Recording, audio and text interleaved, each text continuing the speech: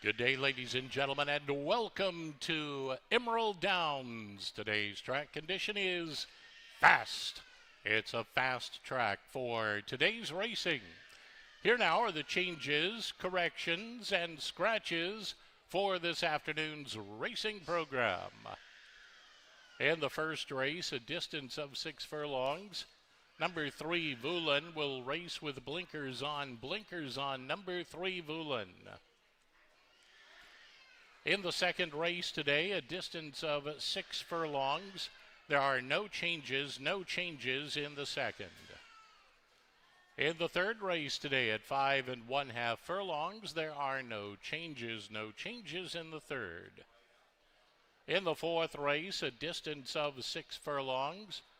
Number 4, Cheekwood, will carry 2 pounds over. 2 over for number 4. In the fifth race today, a distance of 5 1/2 furlongs, number 6, Dewey Lake, has been scratched. Scratch number 6, Dewey Lake. In the sixth race today, it's a distance of 1 mile. There are no changes. In the seventh race at 5 1/2 furlongs, an owner correction for number 3, Mischief's Causeway. The corrected owner should be listed as Rodriguez Racing Stables.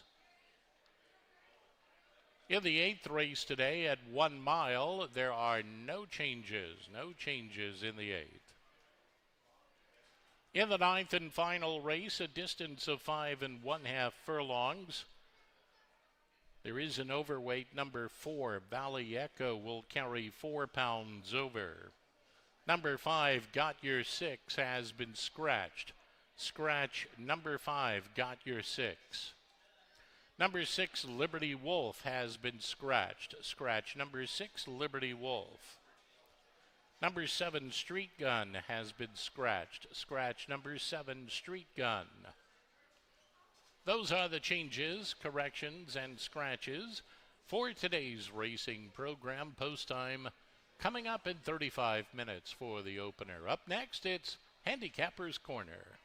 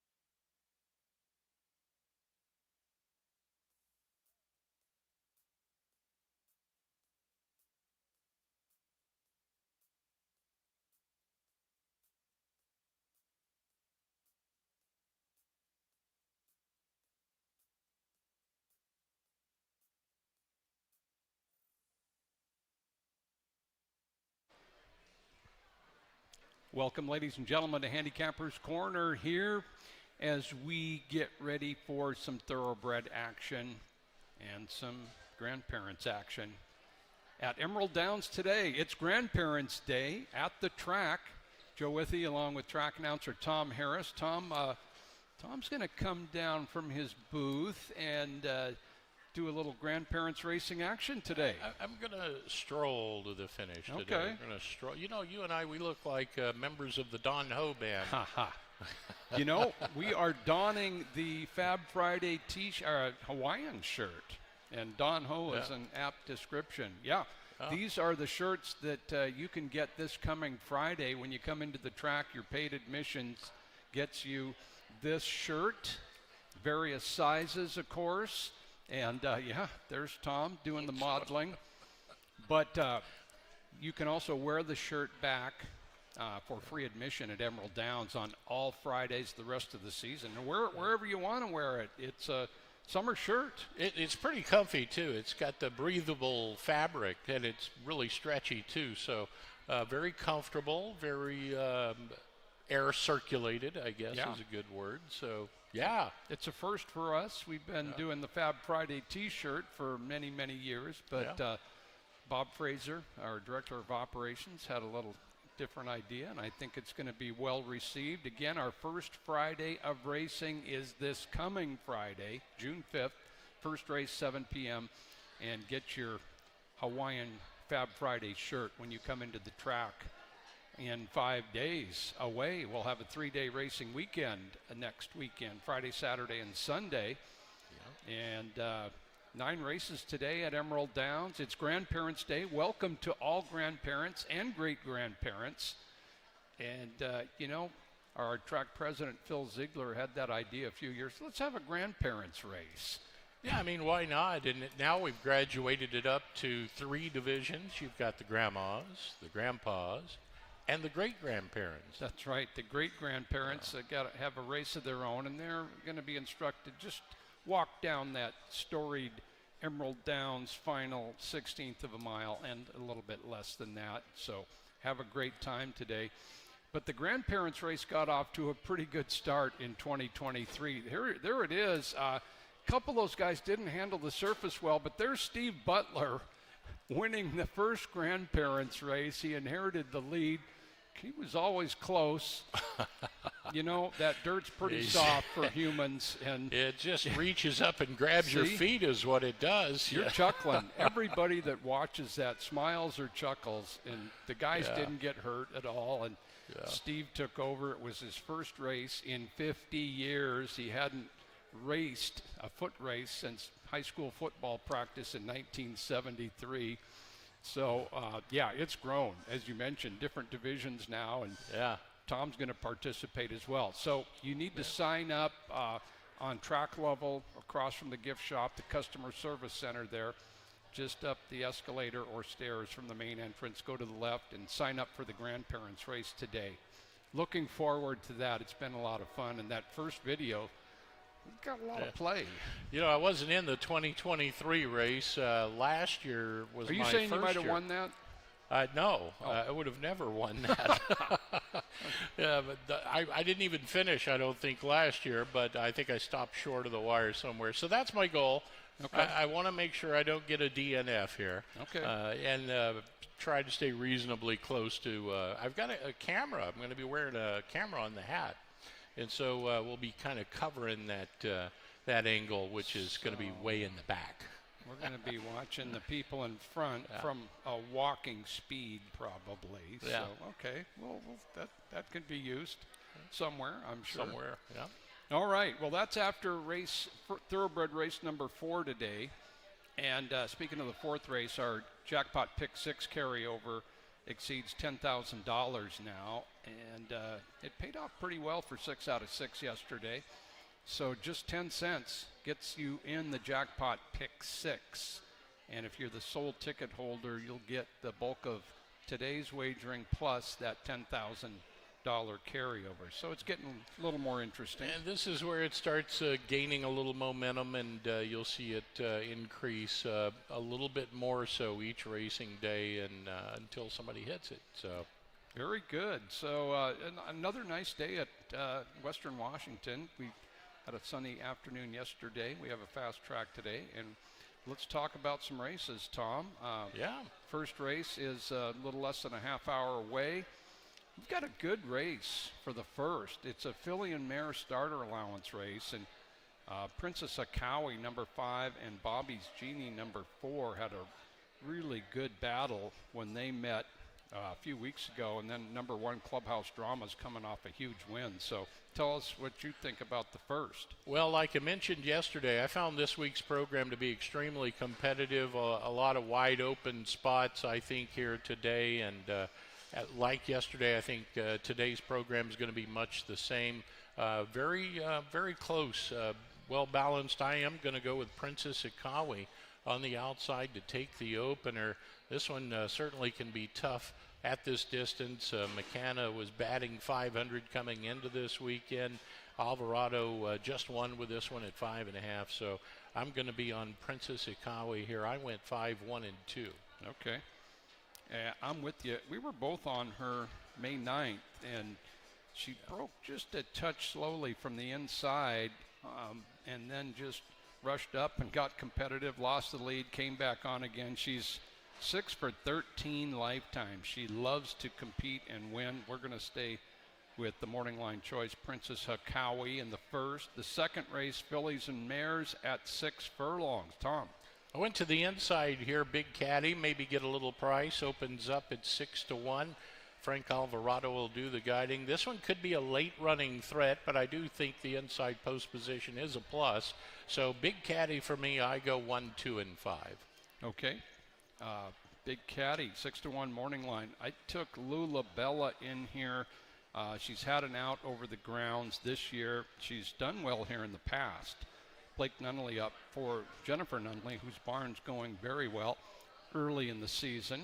And she has a knack of getting to the front, and if she gets out there alone and, is able to set her own tempo, she can be really tough here. Yeah, no, she's got a good record at Emerald Downs.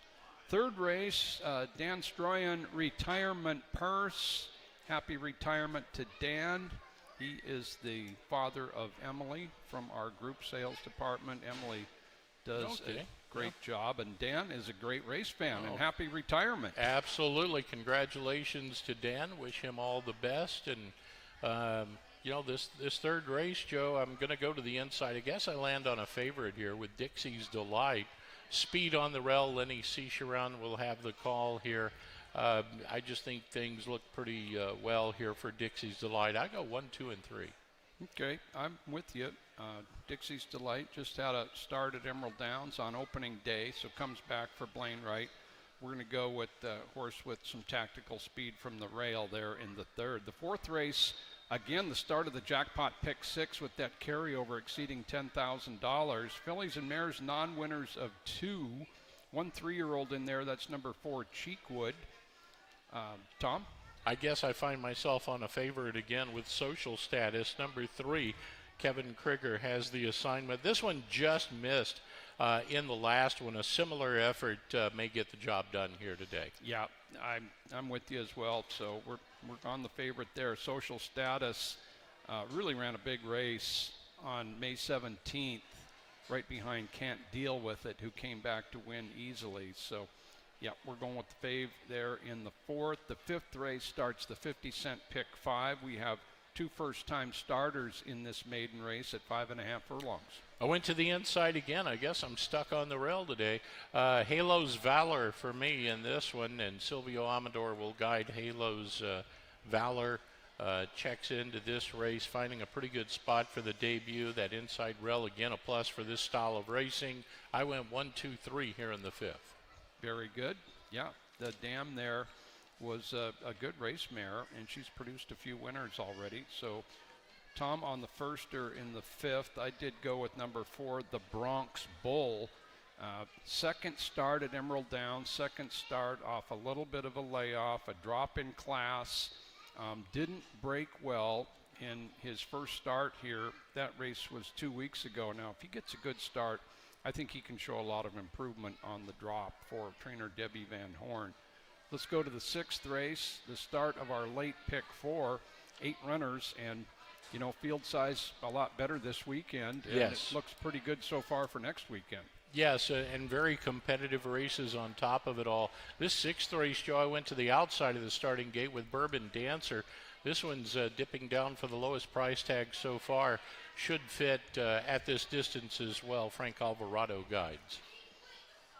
Well, I'm going to ditto that. Bourbon Dancer, I think he can get a good trip from the 8-hole going a flat mile. He's got some tactical speed. He was on the grass down there in Phoenix, but was close early at Emerald Downs. And as you mentioned, he is dropping to 3,500 today. We like the 8 Bourbon Dancer at 5-1 in the 6th race. The 7th race, the Wayscarf Ford Purse at 5.5 furlongs and a field of 7. Try saying that 3 times. I'm right? not going to try it again yet. How about Peter Flies, the 1 horse here? Good early foot from the rail. Trainer Charlie Essex will send Carlo Lopez to do the guiding. I put that one on top, 1, 6, and 5 here in the 7th. Okay, I'm with you on Peter Flies. Off a layoff, but definite speed. Pretty good history at Emerald Downs. Comes back at a real reasonable level. Carlo Lopez aboard in the Wayscarf Ford Purse. Of course, Wayscarf Ford, just one of Auburn's all-time great businesses for just going, right over the going way back, right over the neighborhood over that way. Yeah, Mm-hmm. You know, look at us. We're right on the same page throughout the day. So if one of us has a good day, we're both going to have a good day.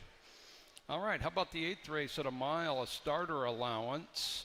Think I'm going to go Twirling Derby here. Okay. The 5 horse seeks third straight now after back-to-back scores at a mile. One at Turf Paradise going a mile. Here also at that same distance. So I go 5, 4, and 2 here. Okay. I like the 5 as well. Once again, Twirling Derby, as Tom mentioned, 2 straight wins, 1 in Phoenix, 1 here. Not giving any weight to anybody, can get out there and be tactical, first or second early, most probably. And the 9th and final, we did have a few scratches there. Take out 5, 6, and 7. So this is a non-winners at 2. We have one female in there, number 4, Valley Echo, going 5.5 furlongs. You know, just so everybody knows, we do our selections, you and I, in separate rooms, hundreds of miles apart. So we don't know till we get here. This is different than most days. Yeah, it is. I went to Valley Echo, the 4 horse. Carlo Lopez opens up at 6-1. This one close on several efforts down south in Phoenix at Turf Paradise. Got Your 6, I think, is poised to have a good race as well up from Los Al. I went 4, 2, and 1, but Got Your 6 is scratched out of it, so scratch that one. Okay. So 4, 2, and 1, Knock 'em Out, Jerry, my second selection, and Red Memories to round out my top 3. 4, 2, 1, there we go. Okay, well, once again, we have the same top pick.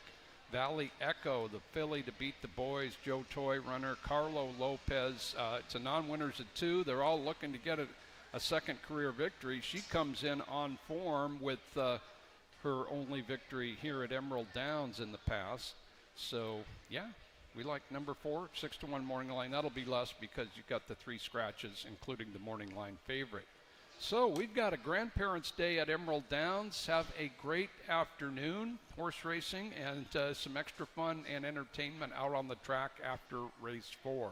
Have a nice Sunday here at Emerald Downs.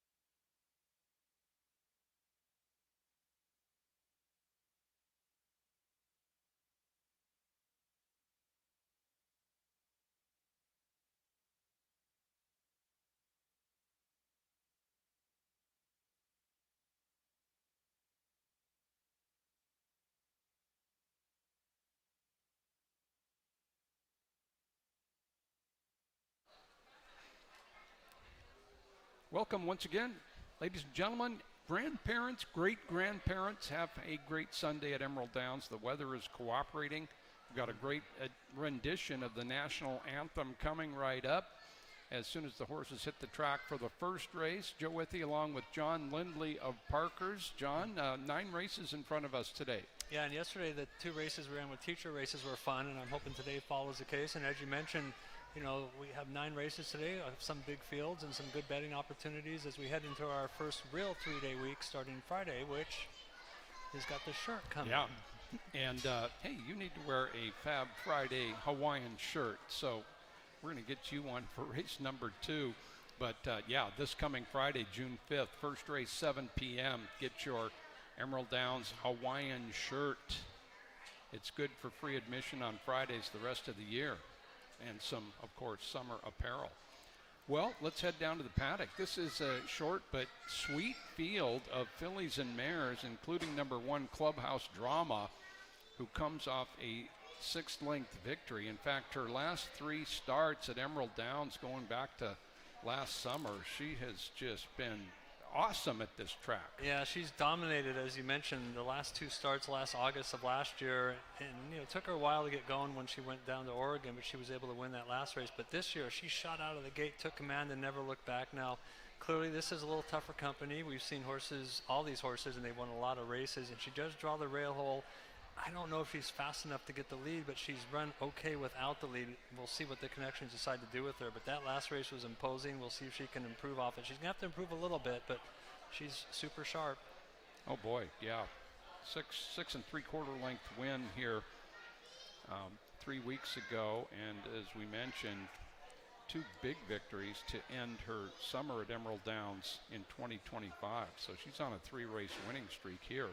Ms. Flashy Harbor would love to see a pace duel up front because she has no trouble finishing fast, passing horses. It's just a matter of her getting there in time, of course. Yeah, last race was her first start off a long layoff. She broke about a length and a half slow, which doesn't really affect her very much because she tends to lag back anyway. But she ran really well for 3rd. She did get a hot pace that day. Probably a similar scenario today, but she does get an extra half furlong. She hasn't won in a little bit, and she hasn't, surprisingly, she's 0 for 17 at 6 furlongs, which is kind of surprising for her, but she's always dangerous in the stretch, and as you mentioned, it's going to be another hot pace, a little cleaner break, and a little longer distance. Maybe everything adds up to a big race for her. Yeah, some good finishes last year without winning. Ms. Flashy Harbor, second time Carlo Lopez for trainer Steve Bullock. Field of 5 in race 1. Voulin is the 3. Voulin with blinkers on. No success on the grass for her, but on the dirt, where we're at today, she's got a pretty good career record. In fact, her last win was on a dirt racetrack in Oregon, of course, and she came from far back there and was able to draw off the end, and she's very much like Miss Flashy Harbor. She's hoping for a hot pace today. They had blinkers to her. She ran okay in Turf Paradise, just wasn't able to get the job done. She was in contention in a lot of those races, turf routes, but dirt sprinting might be where her game is. We'll see if that's the case today. Exactly. 3 races at Emerald Downs last summer for her. 2 were against Aloha Breeze, and 1 against Stay Sassy in the distaff. And then when she ran against the boys, she ran against Surprisingly Perfect at a mile, who was claimer of the meeting. So this is some class relief for her next start at Emerald Downs off the Turf Paradise races. There she is, Voulin, trained by Gary Greiner. Silvio Amador, our leading rider, aboard. And again, her best race is on dirt. Bobby's Genie makes her 3rd start at the meeting. Her first 2 have been really good. Every start at Emerald pretty much has been really good. She ran one really bad one near the end of the year last year, but she's got excellent tactical speed, and when she's passed, she's super game and keeps trying all the way to the wire. Now, this is her 3rd race in 22 days, but she's clearly as sharp as you can be right now.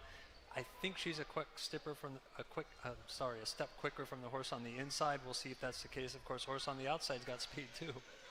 Adrian Castellanos returns to ride for George Rosales. Bobby's Genie starting off her Emerald Downs season on a real high note. Princess Akawi did outrun her, and that's the best description. She outran her because Princess Akawi had that rail on her comeback race after more than a year without racing, and a little bit of a compromise start from the inside, but boy, did she get competitive that last 8th mile. Yeah, and you had talked about her prior to the race. Her record, she's won sprinting, she's won routing, she's won on the turf. She's just super game overall horse. 6 wins in 13 starts, and as you mentioned, last race, she took the worst of it and still was able to outfinish Bobby Genie. Now she moves outside. She has, 3 weeks after starts. Tim McCann Barn won a race yesterday, doubled up, ran big day debut and came right back. And we'll see if that's the case with her. Okay, there she is. Princess Akawi, trained by Tim McCann. Frank Alvarado returns on her as she looks to make her second start at the meeting another victory. We go to the track for race 1.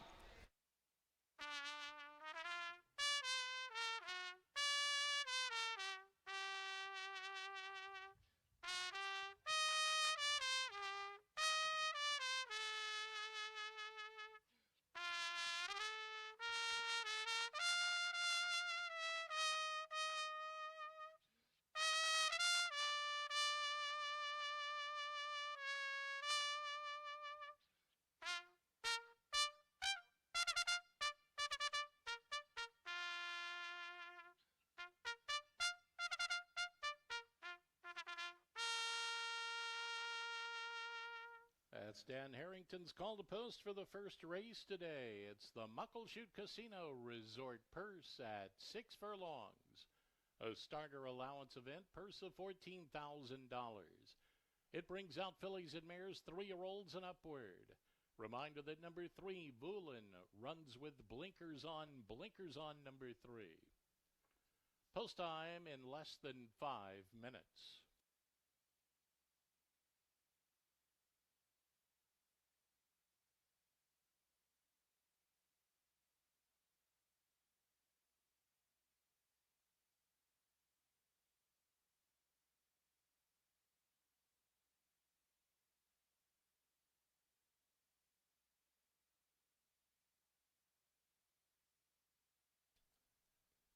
Ladies and gentlemen, today's flags here in Washington State are at half-staff in memory of the victims of the recent industrial tragedy that occurred in Longview at the Nippon Dynawave facility.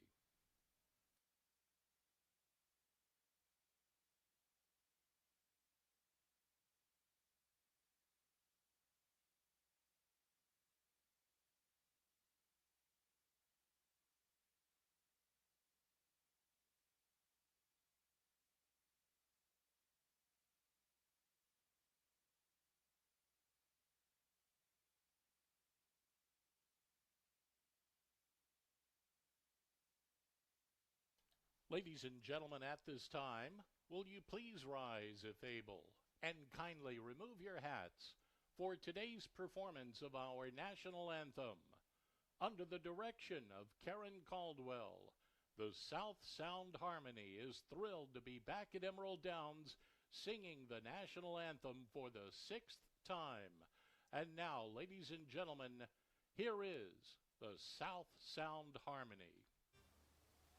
Oh, say, can you see by the dawn's early light what so proudly we hailed at the twilight's last gleaming, whose broad stripes and bright stars through the perilous fight o'er the ramparts we watched were so gallantly streaming, and the rockets' red glare, the bombs bursting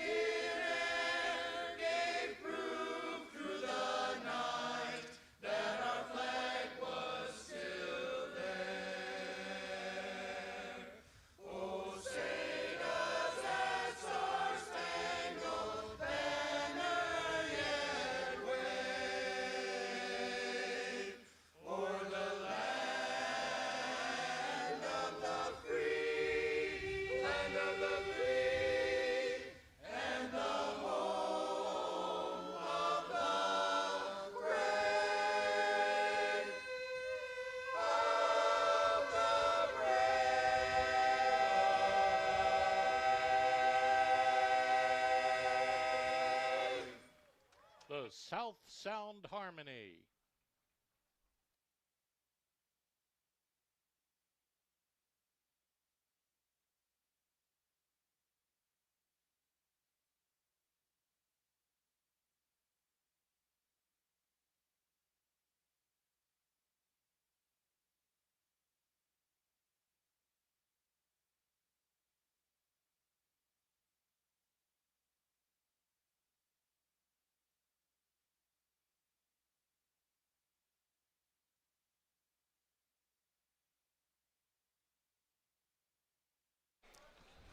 First race of the day, the Muckleshoot Casino Resort Purse at 6 furlongs. And fillies and mares in here. Just an interesting matchup. Bobby's Genie against Princess Akawi. Again, they battled well on May 9th, and Clubhouse Drama's coming off a huge win. So 3 of the 5 really on outstanding form. Let's hear from track announcer Tom Harris on his selection. Joe, I was just watching number 5, Princess Akawi. She certainly looked very calm and cool out on the track in her warm-up. So really looking poised as we get set for the opener. I've got her on top here, and Frank Alvarado in the irons. Can certainly be tough at this distance. Trainer Tim McCann batting 500 coming into this weekend. Alvarado just won with this one at 5.5 furlongs. So for me, all things pointed towards Princess Akawi. I go 5, 1, and 2. Okay, Princess Akawi to make it 2 for 2 at the meeting and increase that career batting average, which is already outstanding. John Lindley. Yeah, both you and Tom were on her last time, and I'm going to join you guys today. You know, last race was super game. Now, you're always a little leery. She was off a long layoff. She battled every step of the way. She earned her best speed figure, and sometimes they can go backward off of this. But that barn is running red hot right now. She draws outside, which gives the rider options. And overall, as you mentioned, her record's great. We'll see if she can add another win. Okay, yeah, I'm going to go with you guys on Princess Akawi. Just plenty of speed at any distance she's run at, and also huge competitive nature to her has probably notched her another win or two among those 6 that she has in her career. We're all on number 5, Princess Akawi in race 1.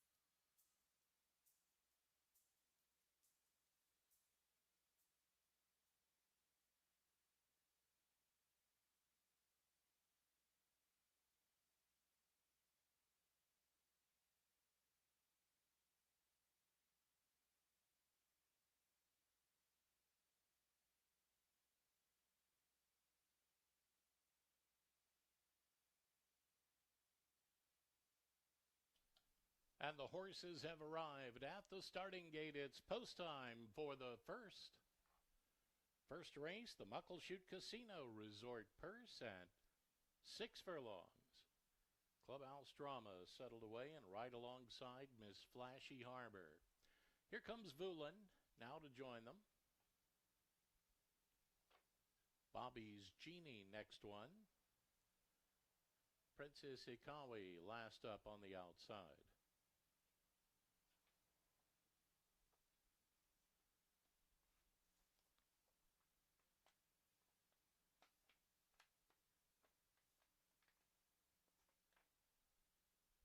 Now they're in.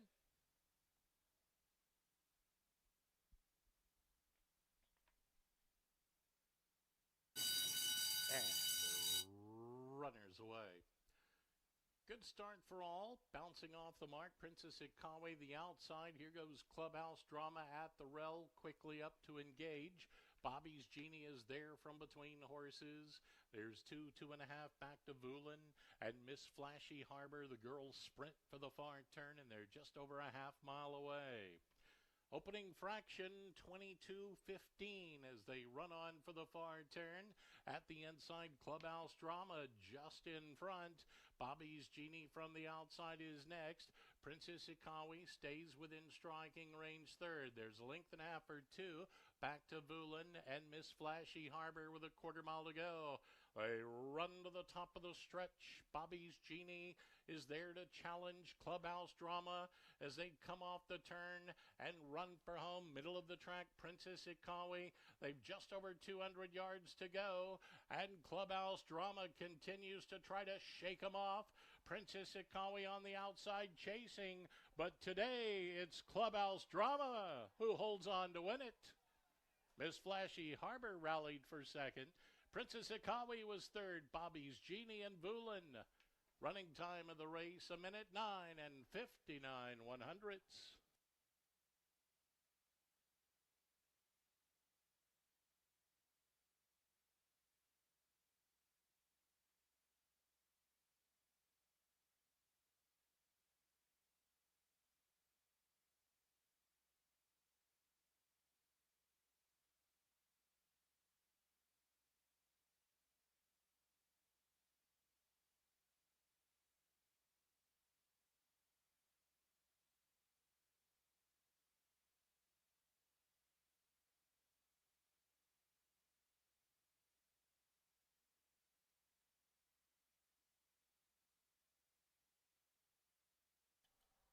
Unofficial order of finish on the board. First, it's number 1, Clubhouse Drama. Second was number 2, Miss Flashy Harbor. Third came number 5, Princess Ikawe. And fourth, number 4, Bobby's Genie. Running time of the race, 1:09 and 59 100 First race today was the Muckleshoot Casino Resort Purse.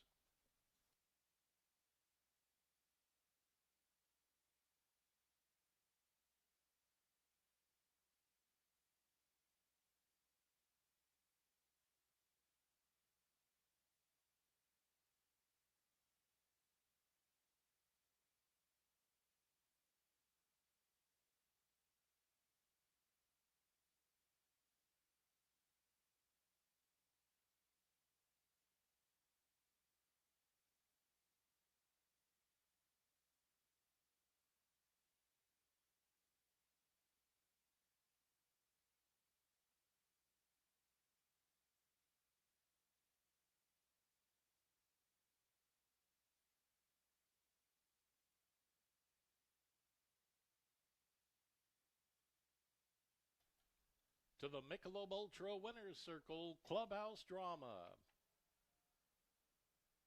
She's owned by Drama Racing Stables, trained by Howard Gibson. Blake Nunley on board for the winning ride. A 5-year-old chestnut mare by Clubhouse Ride from Be Faithful. She was sired by Vicar. Bred in California by Lucarelli, Randall, and Centers.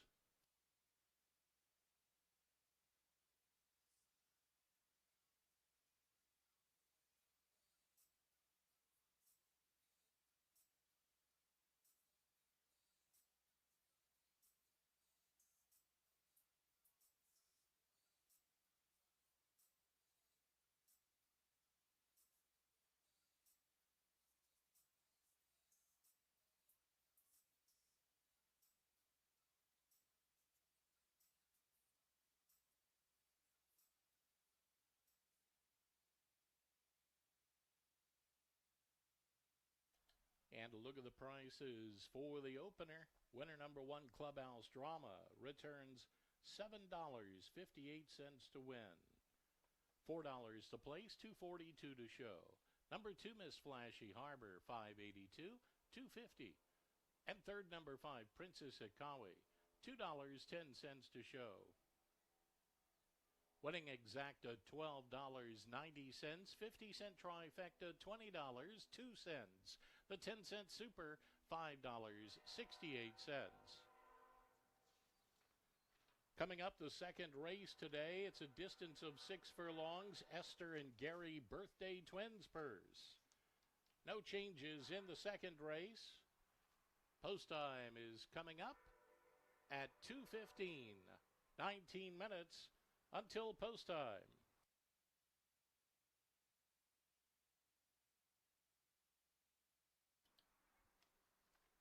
Fans, it's Grandparents' Day at the races. All grandparents invited to race on the track. You can run, jog, or walk.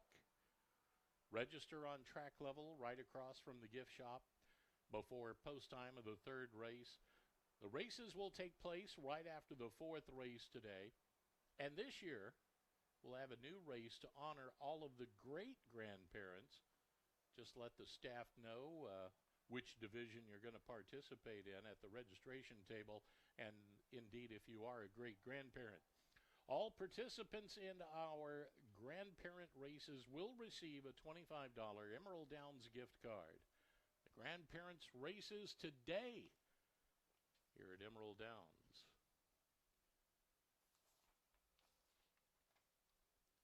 Don't forget the Muckleshoot Gold Cup Indian Relay Races return for 3 thrilling days, June 12th, 13th, and 14th. The best teams in North America will be here competing for over $75,000. Get your tickets today at EmeraldDowns.com.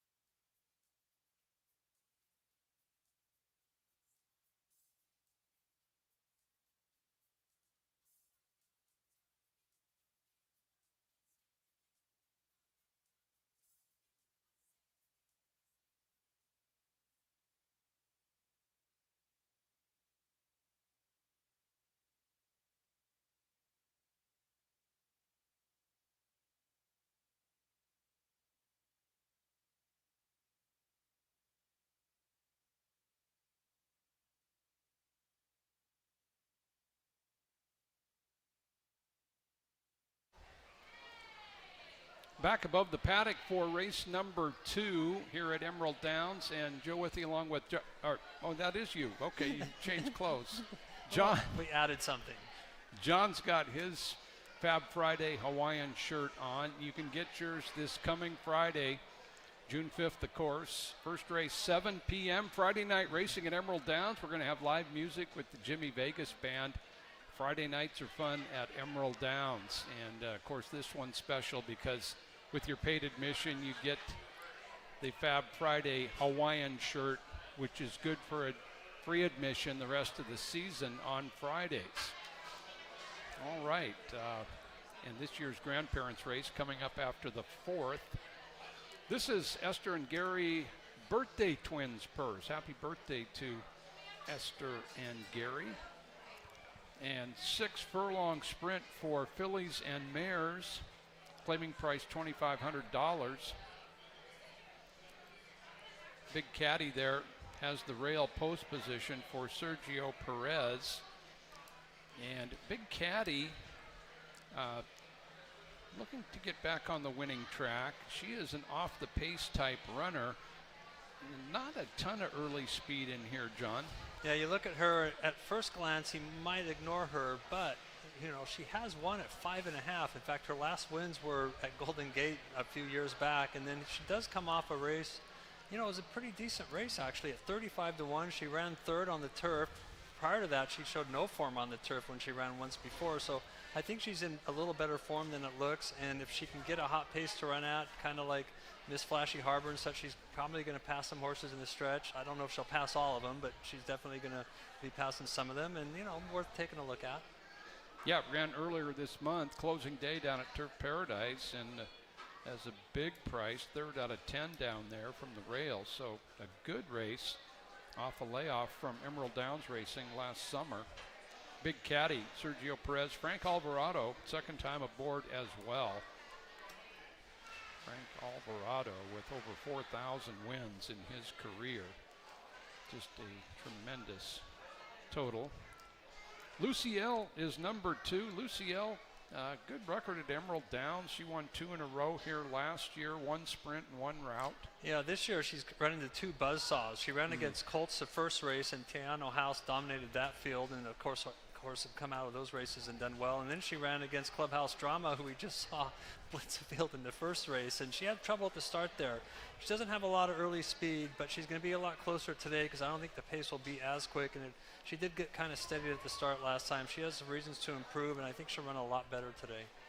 Yeah, I was thinking that same thing, that she should go better in her 3rd start here. Of course, it's a little drop to 2,500, and as you mentioned, the winners of her first 2 starts at the meeting were wide open winners.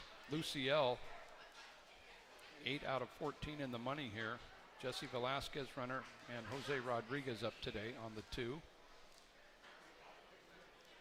Field of 6. Number 3 is Ready to Gig. Ready to Gig comes in with 1/3 among 4 starts in 2026. That 3rd was a sprint down in Phoenix. She too gets away from Clubhouse Drama. Yeah, she exits the same race as Lucielle did, and in that race she broke really sharp and was kind of up near the lead early there, and then got a little tired, but it wasn't too bad if you take out the fact that the winner won the race by 7. She was only 2 or 3 behind Lucielle there, and you know, she's had a bunch of races this year, so we'll have to see. She's gonna have to improve a little bit, but she does have decent tactical speed, probably be up near the lead early on, and we'll see if that can get her in contention at in the finish. Carlo Lopez today for trainer Robbie Bays. Ready to Gig. Number 3 in here, generally in a stalking mode in her race pattern. Number 4 is Bacalar. Bacalar is by Gallant Son, who of course was that outstanding juvenile here in 2008 and ran in the Breeders' Cup Juvenile at Hollywood Park that year, at Santa Anita, excuse me. Gallant Son had a tremendous career. Tribal rural mare, so there's your breeding and the exposed form. Well, she's won her share, just 6 out of 38. but 0 for 5 so far this year. Kind of similar finishes in a lot of her races. Yeah, and you can kind of excuse her last race. She drew the inside and was rushed up to the lead there, and it was just a tough go for a lot of horses that drew inside. She gets a little better post today. Her other races, as you mentioned, are close fourth and close third. She maybe a couple lengths slower up to this point than some others in this race, but not totally overmatched. And obviously, you know, she also has relatively good tactical speed, which is always a positive. And we'll see if she can hang on for part of it here. Yeah, it's her first ever race at Emerald Downs, but again, she's well experienced. There she is, Bacalar, Shelley Crow runner. Silvio Amador gets the mount. Lula Bella is the 5, the morning line favorite, and a strong favorite in wagering at this point. And another, well, she's got a good record here. Yeah, she last year she had a great season here with some wins, a couple of them right off the lead and one of them on the lead. She went to Turf Paradise and started off okay and then kind of tailed off near the end. But when she came back here, her last race was a lot better than looks. Her and Eyelight were at each other every step of the way, 21-2, 44-2. And Lula Bell, of course, she lost. Eyelight went on to win that race. But this is much easier company. She draws an outside post, and the rider will have several options if she breaks cleanly, and she clearly should be the horse to beat off her last. Okay, yeah, Eyelight, the winner of that race, coming off the bench, flying by, is having a really good year. And Gigi's Map as well has run a lot of good races. So a drop in company and class for Lula Bella, for Jennifer Nunley, Blake Nunley aboard. There's the 6. Prancy Pants made her Emerald Downs debut a couple of weeks ago. Just beaten 3 3/4 lengths. Comes back with Jairo Marino aboard for Jose Puentes. We go to the track for race 2.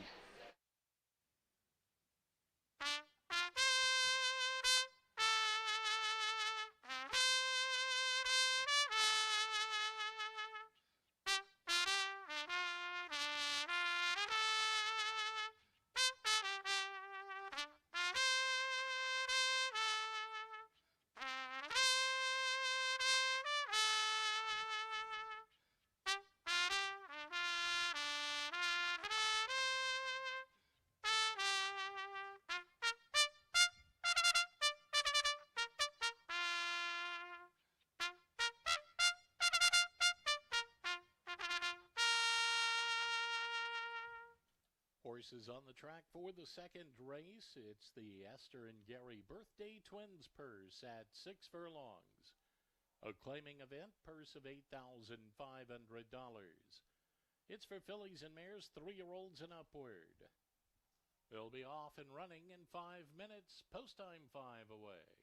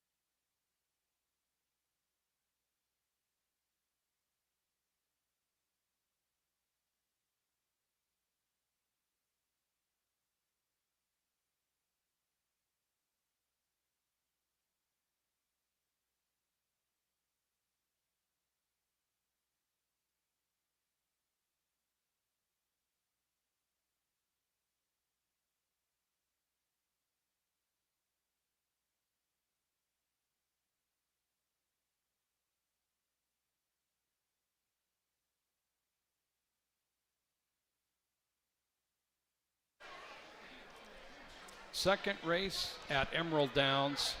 Note we have rolling doubles, rolling pick threes. In other words, tying 2 races together in a double, or tying 3 consecutive races together in a pick 3. And that pick 3 wager at Emerald Downs, just a 12% takeout. 6 furlong sprint. Let's go up to Tom. Well, Clubhouse Strong has got a nice little win streak going, Joe. Oh, yeah. Straight. Yeah, looking pretty good.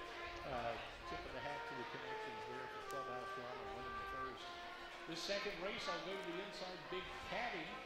Big Caddy, a late running threat in this race, I do believe. Inside well, I think will be a plus here as well.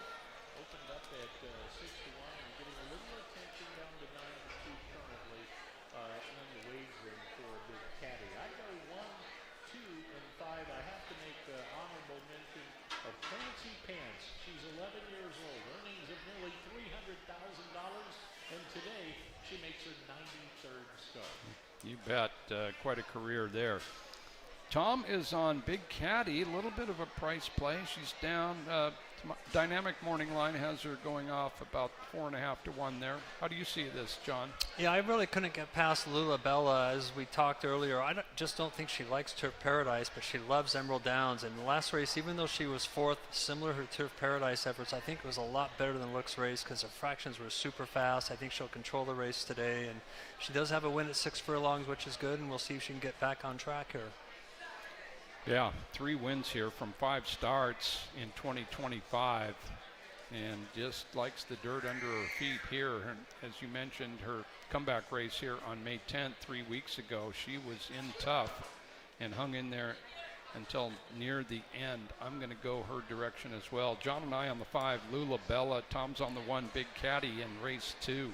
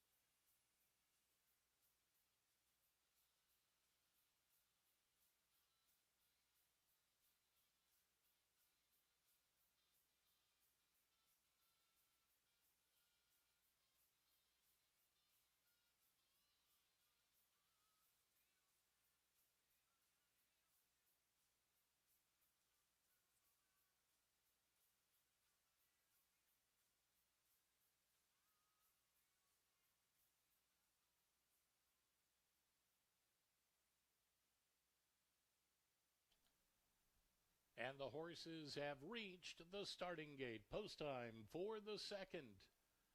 There's a view from above the starting gate from the Emerald Downs drone, piloted by Captain Louis DeFazio, as he has for years here at Emerald Downs, bringing us all the great views Field set to load for this one. 6 furlongs. Big Caddy inside post will now be joined by Lucielle.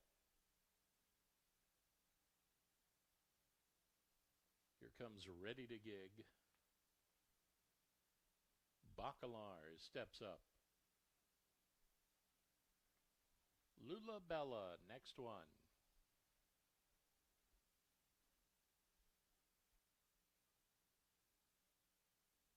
And Prancy Pants from the outside. She goes in. All set.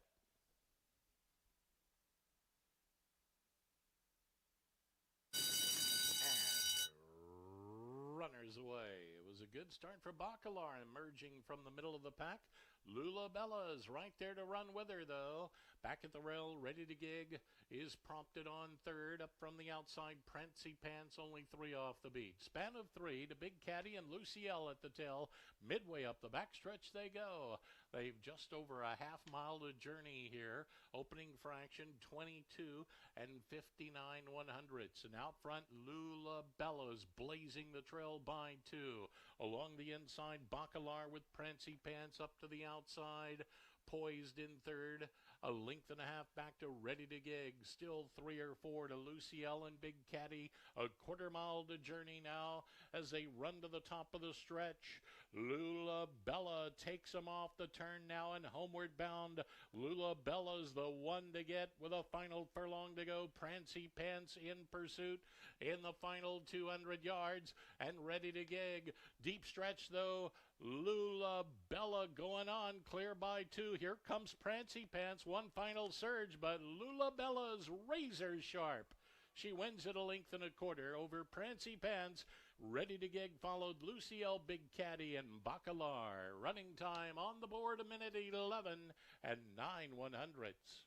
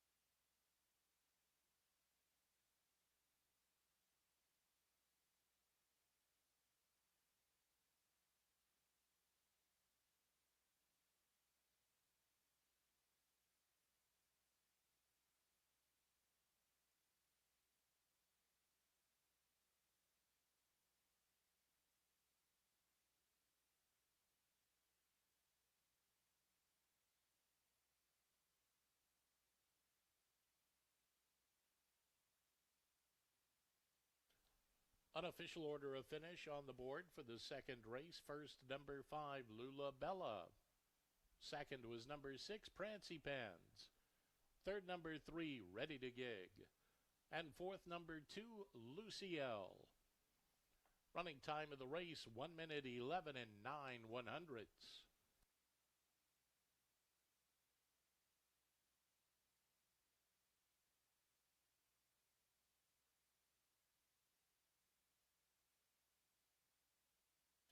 Results for the second race official.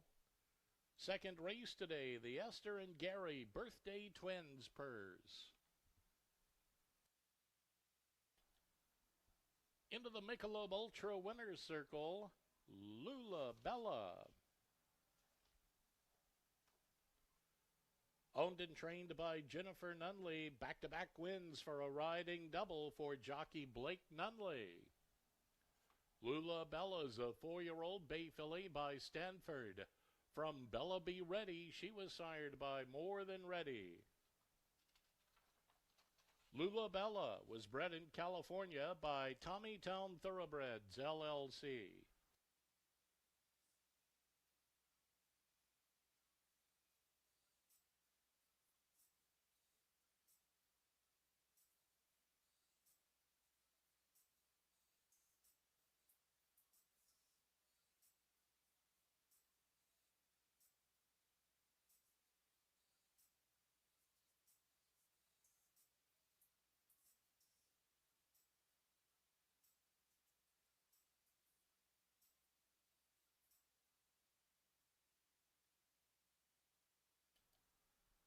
And a look at the prices for the second race today. Winner number 5, Lula Bella, 422 to win, 252, 226 across the board. Second, number 6, Prancy Pants, 582 and 354. Third, number 3, Ready to Gig, $4.16 to show. Winning Exacta, $9.85. The early double, 1 and 5, paid $7.79. 50-cent trifecta, $31, 17 cents, and the 10-cent super, $14.45.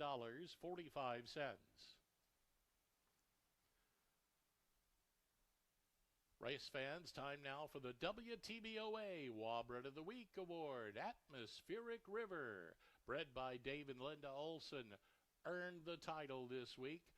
Washington bred for the neck victory over He's Not Talking in last Saturday's $24,000 allowance event. Hats off to the connections of Atmospheric River, our Wabred of the Week.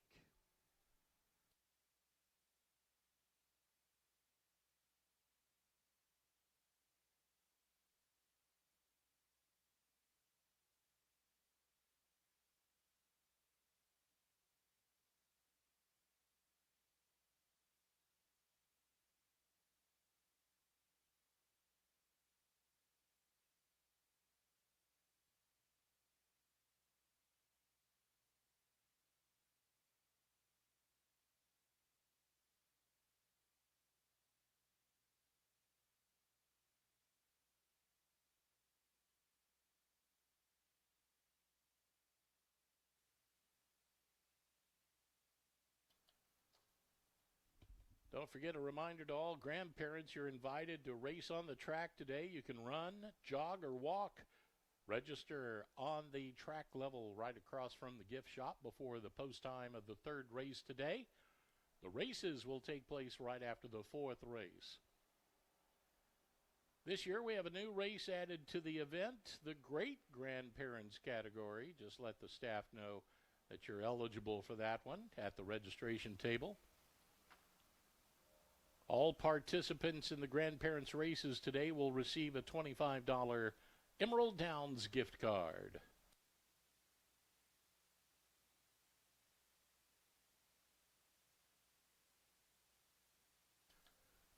Hey fans, First Bet is giving you up to a $250 sign-up bonus when you open an account with promo code EMD200. That's EMD200, and bet $1,000 in your first 60 days. That's a 20% rebate on your first $1,000 in wagers. Download the First Bet app. That's 1/STBet today to get started. And remember to use promo code EMD200 to claim your exclusive bonus. Download the app now and play today.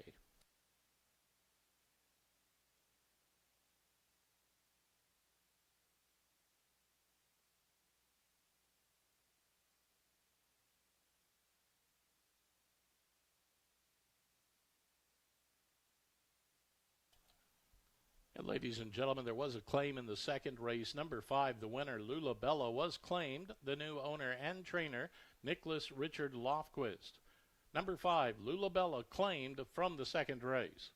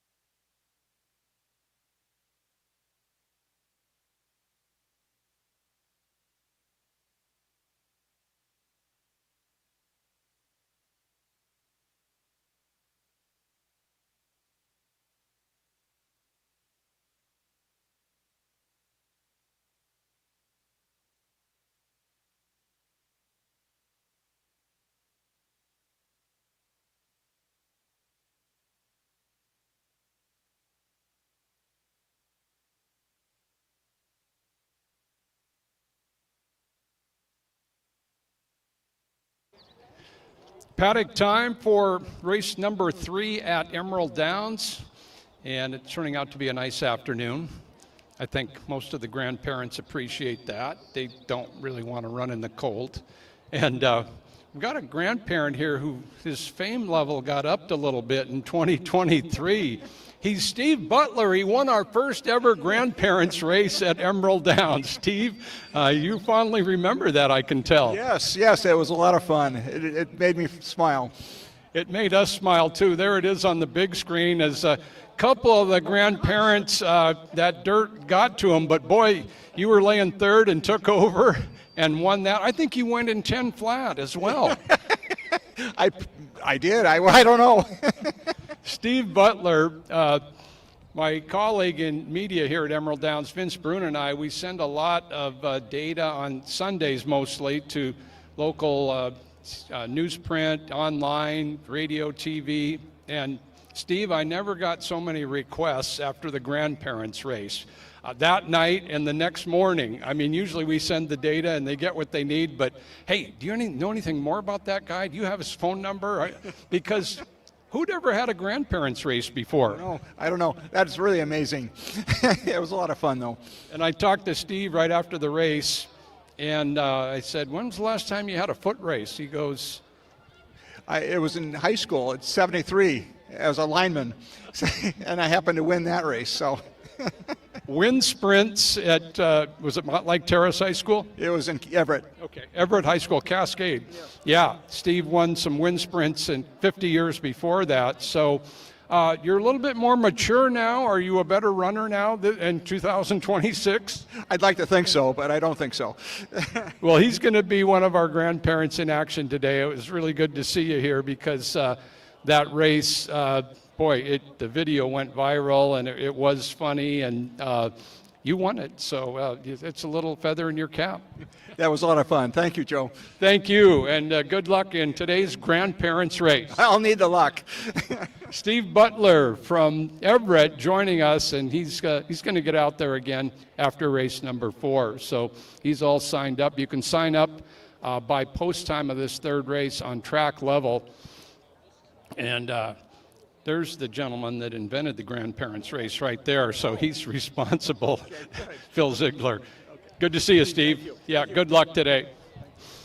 John Lindley joining me in the paddock, and again, we've seen that race again twice today, and you just can't help but chuckle because it was a unique event, a grandparents race, and then a couple guys were trying hard and just couldn't quite make the course.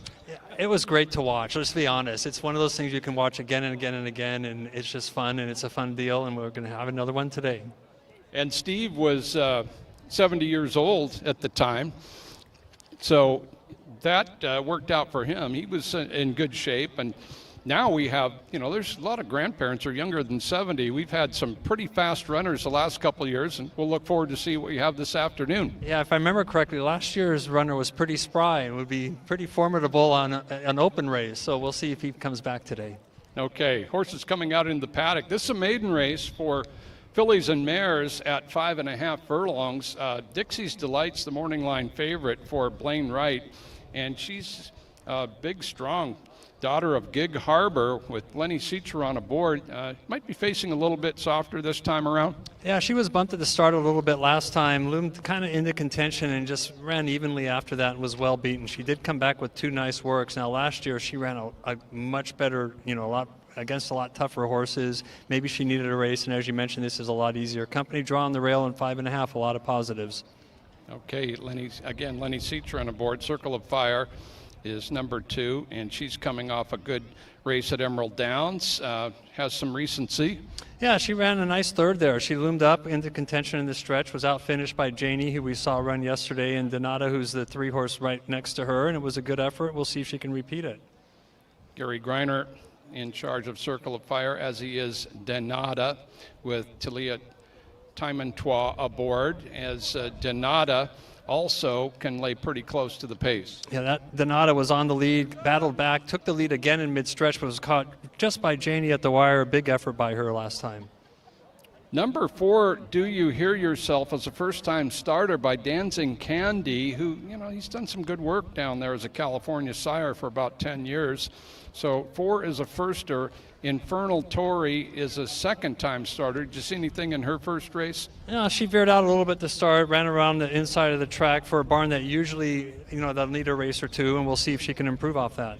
Why Not Maisie completes the field for Kendra Lyons. Carlo Lopez aboard as Kendra got her first Emerald Downs victory yesterday. We're on the track for the Dan Stroyan Retirement Purse.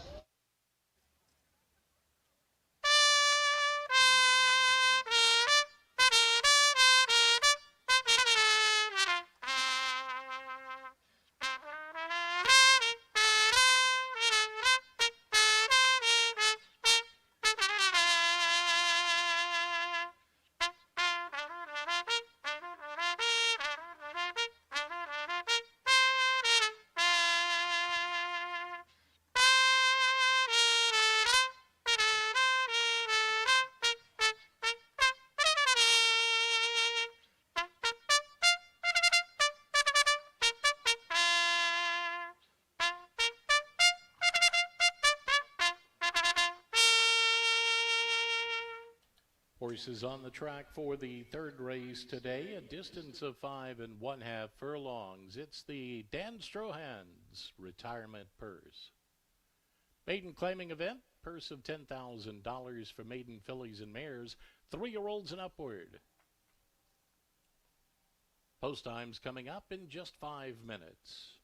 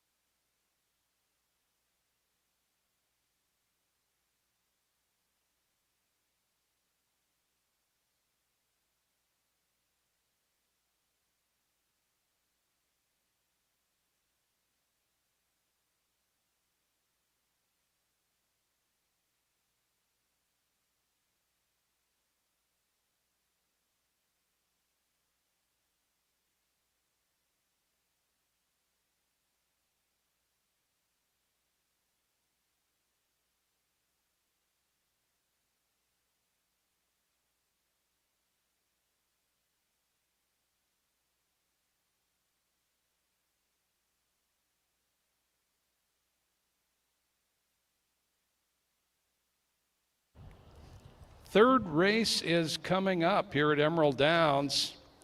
The Dan Stroyan Retirement Purse. It's a 5 1/2 furlong sprint for fillies and mares. We have a couple 3-year-olds in here. Numbers 4 and 5 are 3-year-old fillies. As we start a middle pick 4 here, 50-cent pick 4 wagering starting in the third. Let's go up to Tom. Yes, indeed, Joe. As we get ready for this third at 5 1/2, I'm going to go to the inside with Dixie's Delight. Lenny Cicheron will handle the reins here for this one. Another one has good, decent speed, draws the favorable inside post. Circle of Fire right next door. I think solid thread in the race as well. Donata's another one that's got some pretty good speed, could be dangerous near the front. I go 1, 2, 3 here in the third. Okay, Dixie's Delight. Little Southern California form there and some decent efforts down there. And she makes her second start of this meeting with the number 1 post, John Lindley. I'm going to go with her also, and I think in general the public is too. You know, her last race, it was okay. Obviously, I wish she'd shown a little more, but this is a lot easier company. I like the fact that the Connections worked her twice out of that race, dropped her down in price here, and doesn't find a real strong field. It's kind of her race to lose. Okay, yeah, you know, from California late last year, a number of those races, you know, duplicate those. She would be double tough in here, and we'll give her one at a higher level. She drops down. We all three like Dixie's Delight, number 1 here in the third.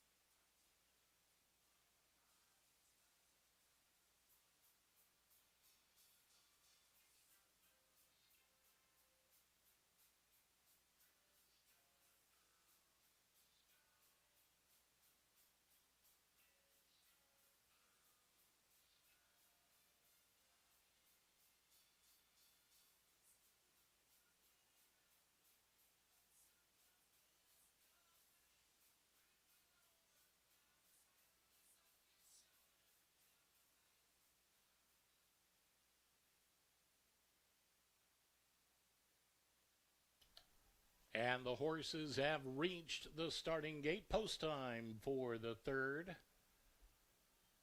The Dan Strohan's retirement purse at 5 1/2 furlongs.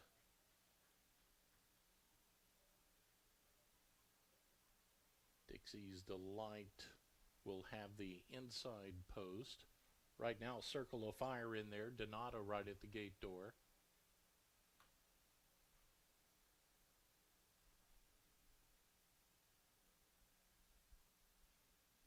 Do you hear yourself standing by? Now heads to the mark.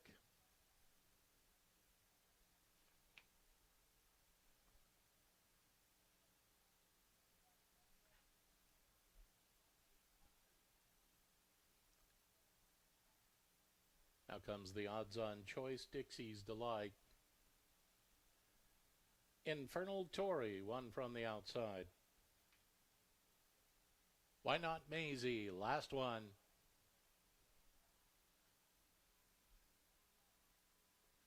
Girls, all set. And runners away. Far outside, Why Not Maisie jumped away smartly. Moving through comes Dixie's Delight. Infernal Tories in the early chase as well. Span of 3. On the go comes Donata from the outside, 5 off the lead. Circle of Fire directly back of that one. Another 2.5 back to Do You Hear Yourself, with Dixie's Delight leading them to the turn now. She's opened up by 2. Tracked by Infernal Tory, Why Not Maisie right behind in third. They head it midway round the turn. Here comes Donata gaining ground as well. Just over a quarter mile away. They run to the top of the stretch. Dixie's Delight and Lenny Cicheron turn for home in front now. They've just over a furlong to go, and they've opened up by 4 on the field. The rest are chasing for second in deep stretch. Dixie's Delight opening daylight now by 7 or 8, and Dixie's Delight comes romping home in front by more than a half dozen. The race for second is close between Why Not Maisie, Do You Hear Yourself, then back to Circle of Fire, Donata, and Infernal Tory. Running time on the board, 1:04 and 19/100ths.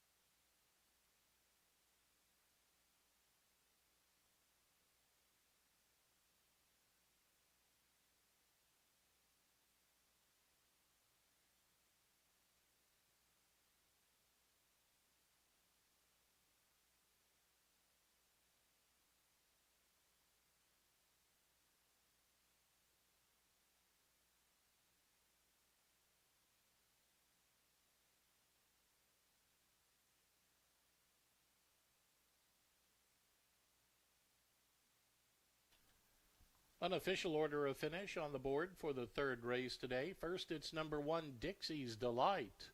Second was number 6, Why Not Maisie. Third came number 4, Do You Hear Yourself? And fourth, number 2, Circle of Fire. Running time on the board, 1:04 and 19/100. Third race today, Dan Strohan's Retirement Purse.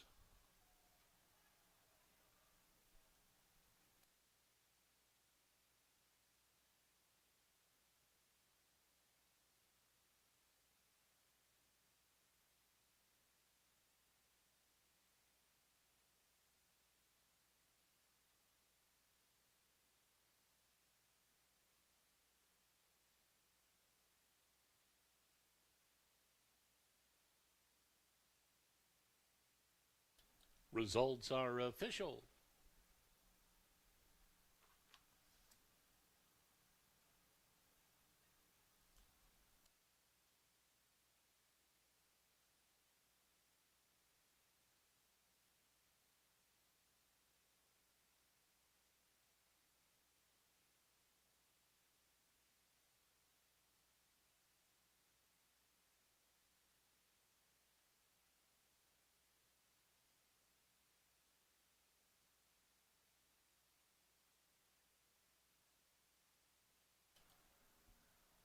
Into the Michelob Ultra Winners Circle, it's Dixie's Delight. She's owned by Dean Marsick, trained by Blaine Wright. Lenny Cicheron, the winning pilot. A 4-year-old bay filly by Gig Harbor. From Exciting Dixie, she was sired by Union Eyes. Bred in California by owner Dean Marsick.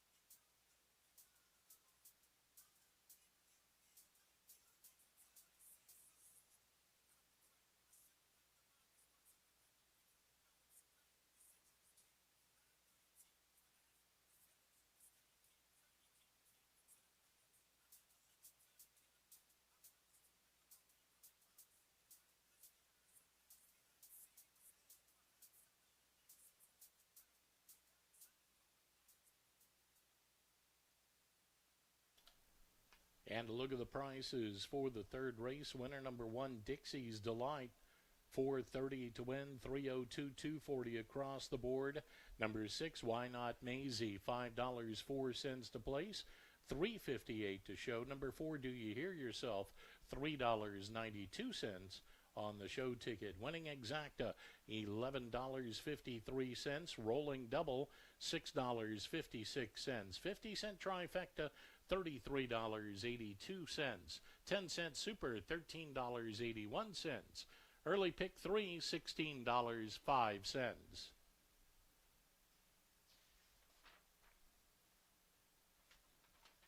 Coming up, the fourth race today, it's the Pepsi Purse at 6 furlongs. Number 4, Cheekwood, will carry 2 pounds over.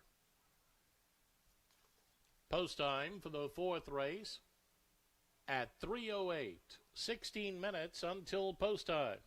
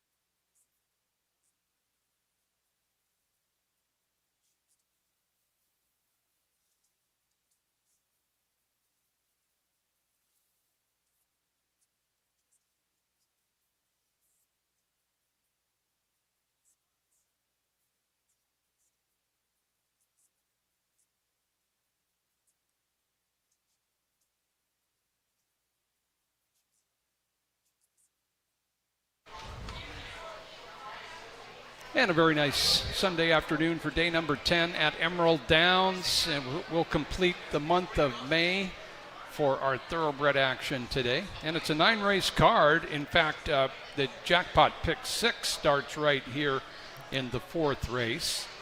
And that pot is growing a little bit, growing in interest. Just 10 cents, yes, a dime. 10 cents gets you in this wager. And for 10 cents, you get 1 horse a race for 6 straight races.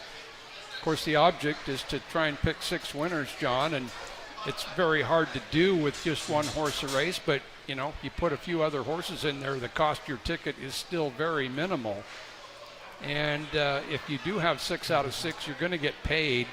If you have the only ticket with 6 out of 6, you get the jackpot, and $10,000 is in that carryover pool right now, plus whatever's wagered today. So this is where it starts. Yeah, and at 10 cents, if you get that jackpot, it's 100,000 to 1 payoff. Yeah, there you go. That's good odds. Okay, there's one of our competitors in race number 4. This is a filly and mare sprint for non-winners of 2, 6 furlongs. White Peony by Twirling Candy. She was about 8-5 in her local debut and just really didn't get into the race that great. Finished 4th. That was 5,000 claimer, so she's back on that same level, non-winners of 2. Yeah, and in that race, as you mentioned, she was bet down pretty good. There was a Santa Anita shipper that ended up winning the race, I think was odds on, and another horse in this horse ran second. But she ran okay. It looks like she prefers a little longer. 5.5 might have been just a little short to her. She does get an extra half furlong today, which might help her. Of course, she's going to have to make up a lot of lengths on what I think is going to be a pretty heavily favored horse in the 3-horse here. But she has a right to improve, and I imagine the connections who claimed her saw that she routed well. And if you can get her a little longer distances, she'll be pretty dangerous. But she's a contender today. Right. Her 2 races at a mile down in Phoenix, a win and a 3rd. She's been claimed in her last 2 starts. She's now in the barn of David Martinez. Kevin Orozco rides. And certain she can improve a little bit off that race of May 17th, 2 weeks ago. White Peony. Got to go against Social Status, who's number 3 in here. Social Status outran her a few lengths 2 weeks ago. Number 2 is Bluebird Cafe, first ever Emerald Downs runner. Lots of second place finishes. Yeah, you look at her form from 2025 at Hastings Park, and you know she's got second. She's on the lead. She kind of closed once for second. She goes off 1-2 in a race and runs 3rd. And then she gets claimed 3 times in a row in Arizona. New Connections haven't had too much luck with her, but maybe she's one of these horses, and we've talked about it several times. They just don't like Arizona. We'll see if that's the case. Her Hastings Park races give her a chance for sure. Bluebird Cafe by Vino Rosso. A very sharp sire on a national level. Dale Kohler runner. Welcome to Dale, who's been part of every Emerald Downs season. Blake Nunnally aboard. There's the 3 Social Status. Boy, beaten the nose by Can't Deal With It on May 17th, and that horse, Can't Deal With It, came back to win again. Yeah, and this was a real tough loss if you played that horse, because it was super close. And she had run big 1 race back, and then last race prior to that, I'm not sure what happened, but she came out with a big effort. She's well clear of the 3rd place horse, and she gets an extra half furlong today. I don't think that'll make any difference with her. She's clearly the horse to beat off. 2 of her last 3 starts are big efforts. Okay, and that was her Emerald Downs debut 2 weeks ago. Good effort. Kevin Krieger back for Ramiro Martinez.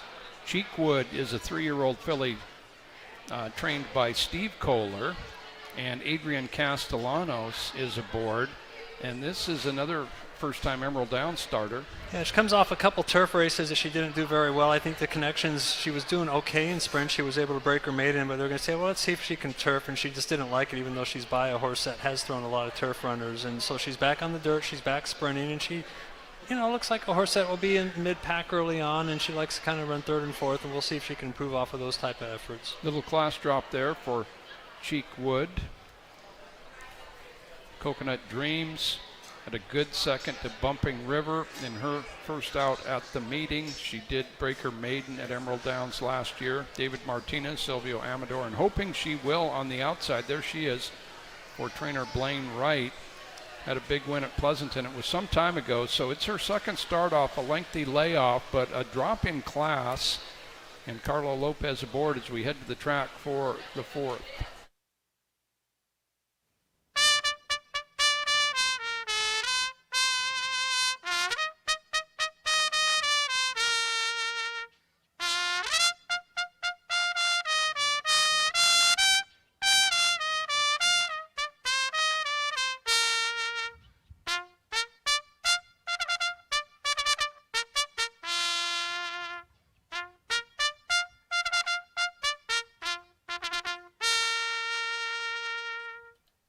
Horses on the track for the 4th race today. It's the Pepsi Purse at 6 furlongs. Claiming event purse of $9,000. It's for fillies and mares 3-year-olds and upward. Post time's coming up in less than 5 minutes.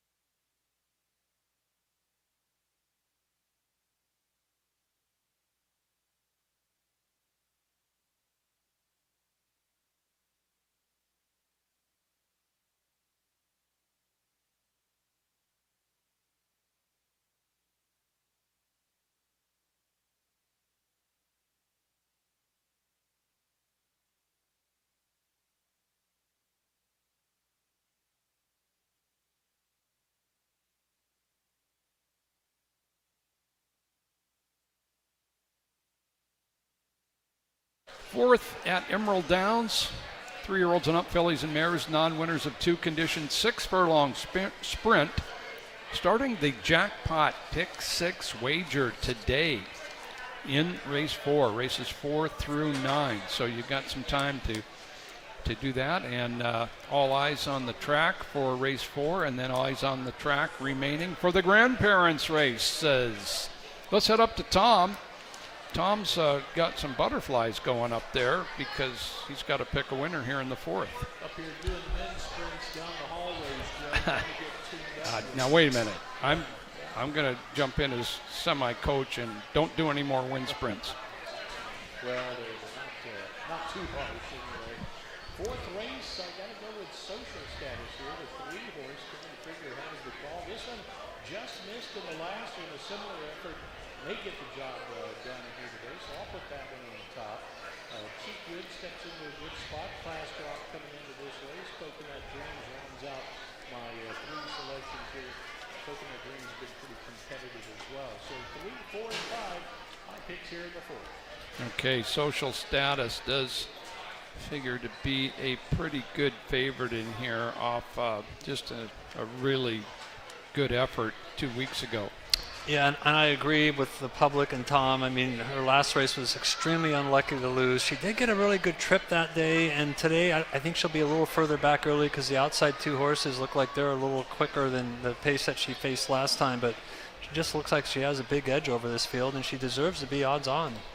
Okay, going from 5.5 to 6 furlongs, no big deal, and the horse that beat her a nose, can't deal with it, came back to win already.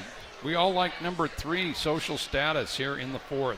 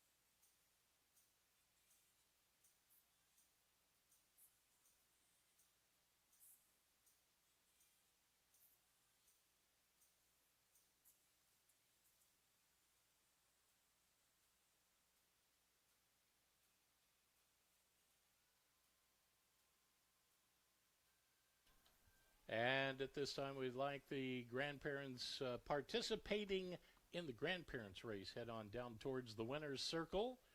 Right after this fourth race will be the grandparents races. So if you're entered to participate, be sure to head towards the winner's circle at this time.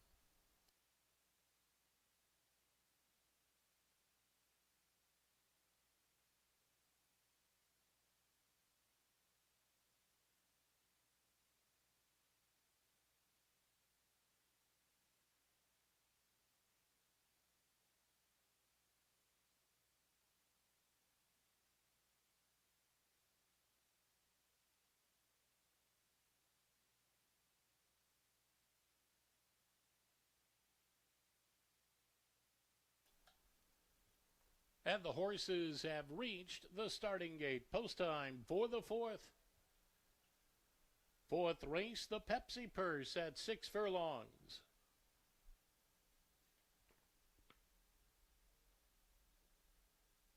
Field set to load. White Peony from the inside.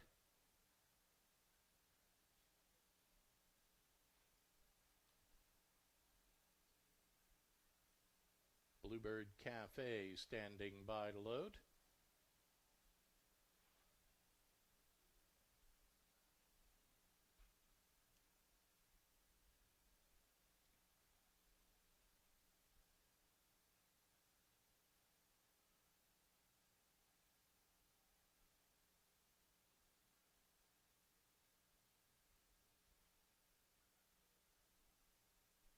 In goes Bluebird Cafe. Now Social Status.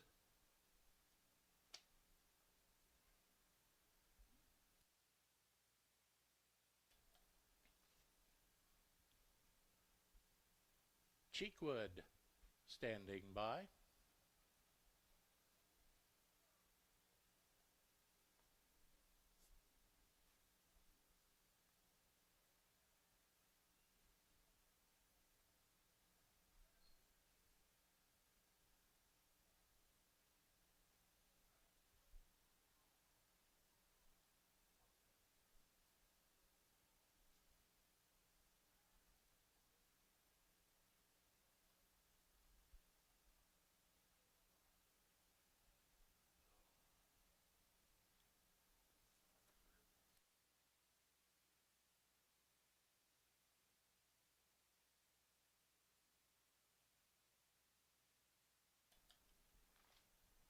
Now Cheekwood goes to join them.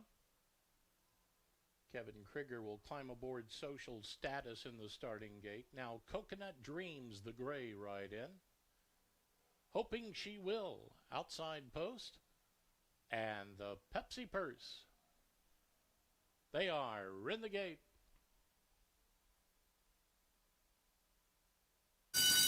And runners away. They jumped as one. Coconut Dreams quick off the mark, far outside. Hoping She Will broke smartly and captures the early lead. Length and a half or two to Bluebird Cafe. Racing on third. Social Status just to the outside of that. Still two more to White Peony and Cheekwood at the tail. Midway up the backstretch they go. They've a half mile to go, and they run through the opening quarter in 22 and 28 100ths. Moving through Coconut Dreams at the inside, now grabs the lead from Hoping She Will on the outside. Those two been closely placed early on. Social Status is gearing up from the outside, and here comes Social Status carving into that margin now with a quarter mile to go. They run to the top of the stretch. Coconut Dreams just in front.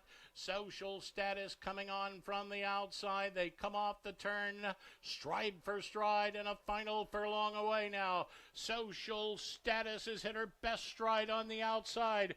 Coconut Dreams trying to run with her. 70 yards to the line. Social Status drives clear to win it by a length.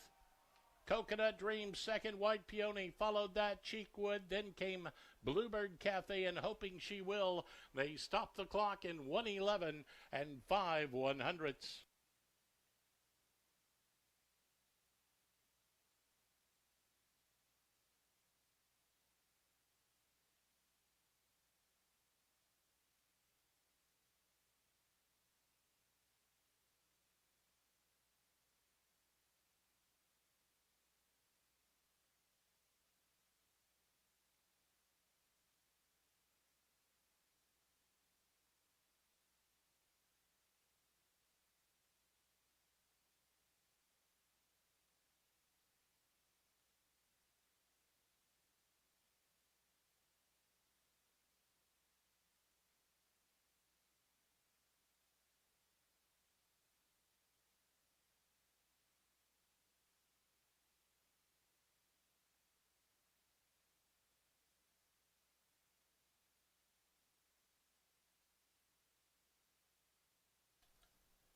Unofficial order of finish appears on the totalizator board for today's fourth race, the Pepsi Purse. Finishing first, number 3, Social Status. Second was number 5, Coconut Dreams. Finishing third, number 1, White Peony. Fourth was number 4, Cheekwood. Those results official. Running time of the race, 1 minute 11 and 5/100 seconds. Fourth race today, the Pepsi Purse.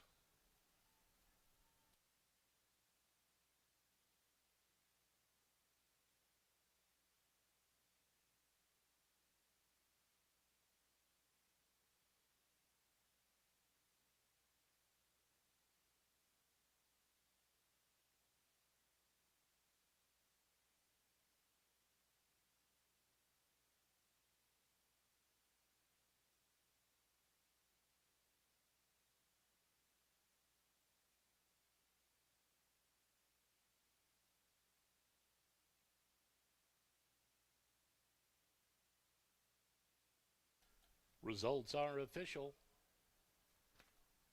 Trainers Kendra Lyons, Joe Toy, Vince Gibson.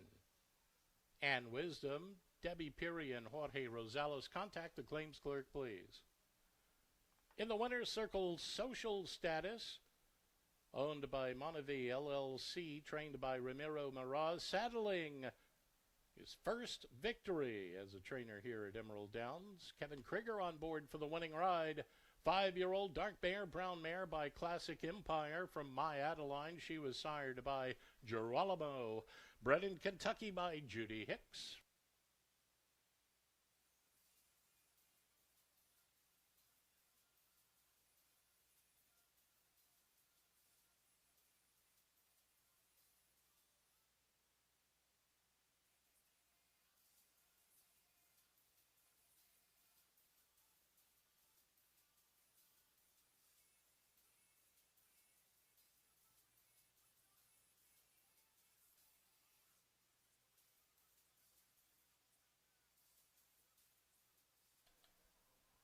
And a look at the prices for the fourth race. Social Status, $328, $228, $210 across. Number 5, Coconut Dreams, $330 and $282. Third, number 1, White Peony, $352 on the show. Exacta, $463. Rolling double, $465. 50-cent trifecta, $13.47. 10-cent super, $11.14. The pick 3, $6.56.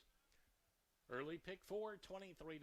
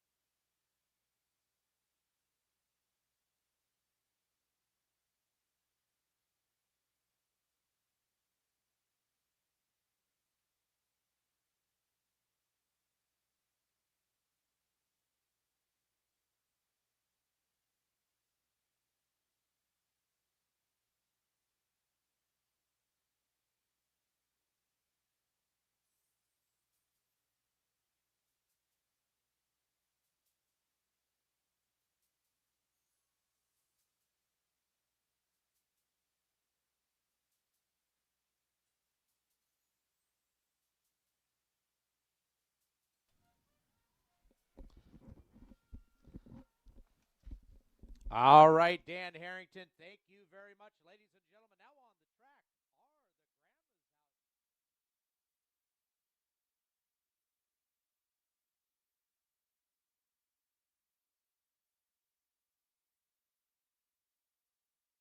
Make some noise out there, ladies and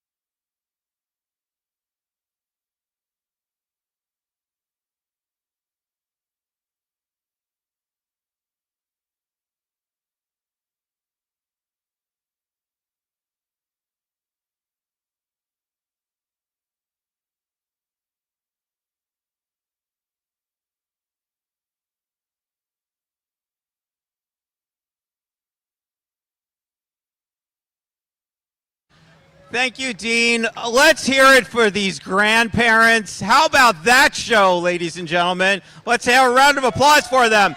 Now, I have to point out, we had somebody fall in the grandma's race.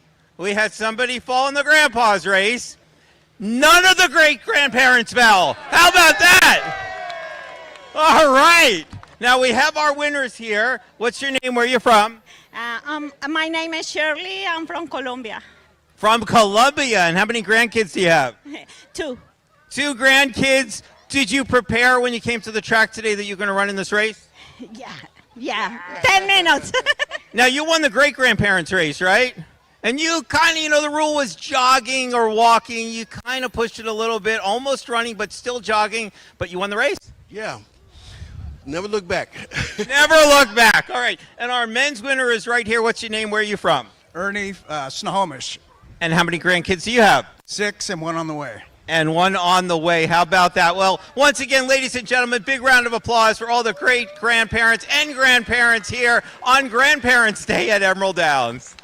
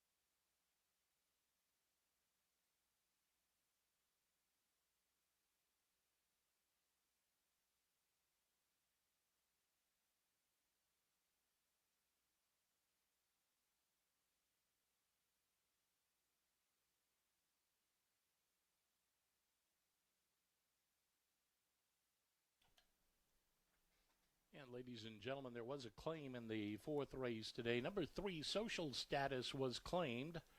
The new owner, Steve Mayotte, and Kendra Lyons, and the new trainer is Kendra Lyons. Number 3, Social Status, was claimed out of the 4th.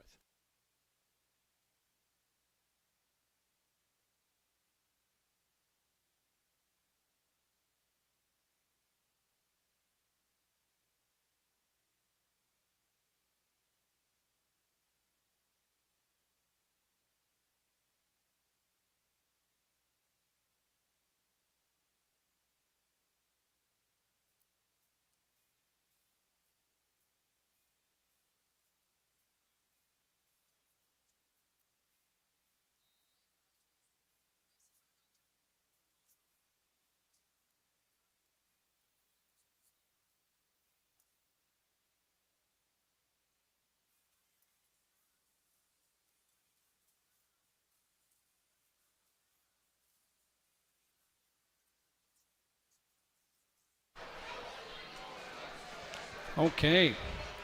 Thoroughbred racing. Grandparents, great-grandparents. Back to thoroughbreds here at Emerald Downs on this beautiful Sunday in the springtime. Last day of May, and the grandparents put on a great show. Those grandparents can move a little bit, both the men and the women. Yeah, I think they showed up again this year. It was a fun race, fun day yesterday too on the races, and I'm sure we'll be doing it again next year. And give the great-grandparents credit too. They were out there trying hard. You bet. That male grandparent, great-grandparent, we told track president Phil Ziegler it was going to be hard to keep the great-grandparents to a complete walk, and he was hoping that he could, but he got a little competitive and some ability there as well. That was fun. Great grandparents today, and of course the grandparents race started in 2023. We've got a maiden race here in the 5th. This is going to start our 50-cent pick 5. 3-year-old maiden sprinting 5.5 furlongs. Numbers 1 and 2 are first-time starters. Halo's Valor, number 1 from Charles Essex by Bodie Express. He can put some speed into his runners. The Dam did win 5 races and over 150,000. She has produced 3 modest winners from 4 previous starters. So you looked at the work tab a little bit. That last workout just last weekend was pretty good. Yeah, I think one of the things you said to start is he put some speed, the sire, in their kids, and I think a lot of people might land here just because of that. There's not, the horses that have raced haven't shown a ton of early speed, and this barn doesn't win too often with first-time starters. They have in the past. The last time they went the 2-year-old was 2022. You got to go back to 2018 for a 3 and up. However, it does draw the rail. He is bred to have some early speed, and he definitely looks fit off workouts. He's been working since January, so a lot of positives there, and draws our leading rider. Yep, leading rider Silvio Amador on Halo's Valor for Charles Essex. Firster by Bodie Express. Number 2, American Poet, is by Sun Gold. And the Dam didn't win. This is her first foal. This is a BC bred 3-year-old. Sun Gold, son of AP Indy, did a lot of real good work for a lot of years up there in British Columbia as a sire. Mark Cloutier trainee. Mark with just 3 first-time starters over the last year and a half. So Carlo Lopez has the mount here, and lots of works at Emerald Downs. Yeah, and you had a 3 furlong work and 35 and 1 back in early April there, and followed it up with a couple 4s and a nice 5 furlong work, and then a gate workout. A lot of positives there, and you got to respect the barn. The barn's had a good start to the year, and as you mentioned, the sire as well, up in Canada, has had a lot of runners up there, and kind of like Bodie Express, the Halo's Valor horse inside of him, bred to have some speed. So first-time starter with some speed would be positive here, because as we've talked, the ones that have raced haven't shown too much early speed. Sun Gold, the sire, American Poet, the Chestnut, with Carlo Lopez to ride. First-time starters, numbers 1 and 2. Number 3, Just in Time. Just in Time, boy, lost his best chance at the start on 2 weeks ago. Yeah, hopped at the start, lost about 2.5 lengths, was 4 wide entering the turn, 5 wide leaving the turn, 6 wide into the stretch, and Chase won that race handedly, won it by 8 and ran a big race yesterday in non-winners of 2 company. Drops down in price, goes for a hot barn, a lot of positives here. Yeah, he tipped his hand a bit last September with a good third. Did just in time here at Emerald Downs in his second career start. So dropping class and looking for just a clean start today. Kevin Krieger up for Tim McCanna. Krieger winning 13 of his last 39 mounts from McCanna. That's again a excellent strike rate, 33%. Just in time, all 3-year-olds here. The Bronx Bull, number 4, got a start in January down in Phoenix.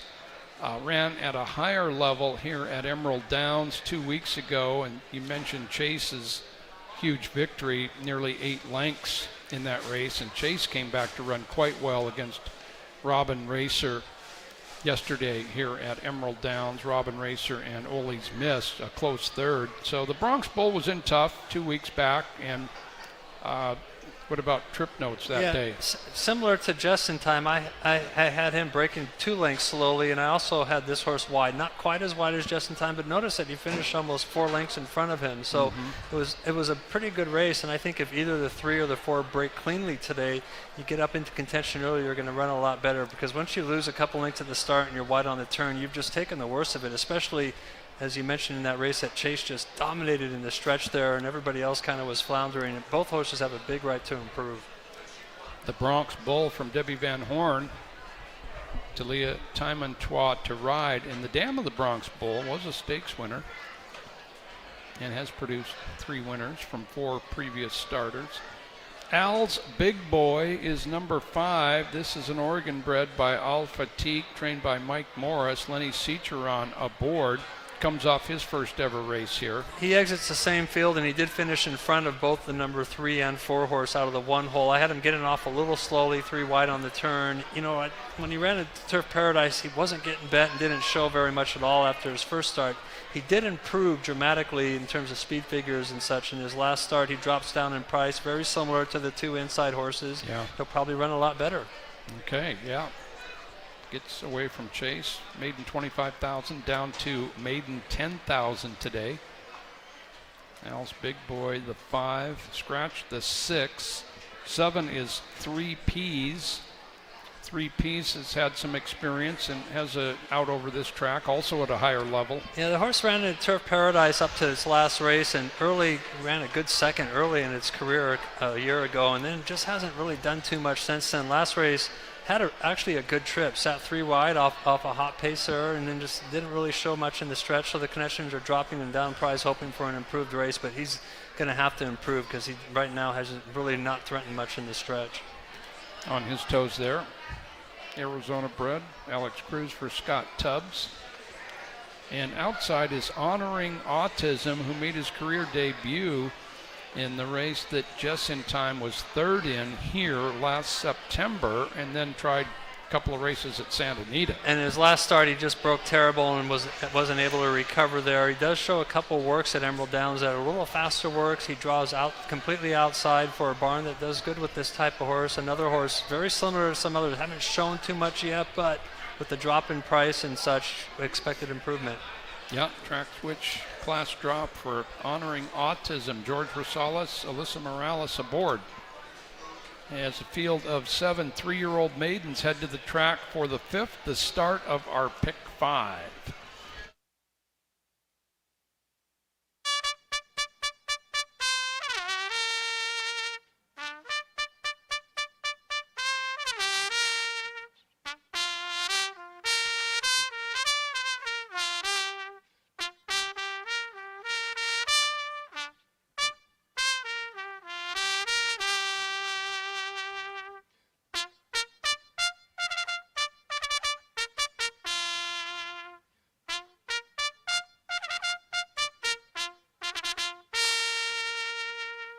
Horses on the track for the 5th race today. The Grandparents' Day Purse at 5 1/2 furlongs. It's a maiden claiming event, purse of $10,000. It brings out maiden 3-year-olds. Reminder that number 6, Dewey Lake, has been scratched. Post time in 5 minutes.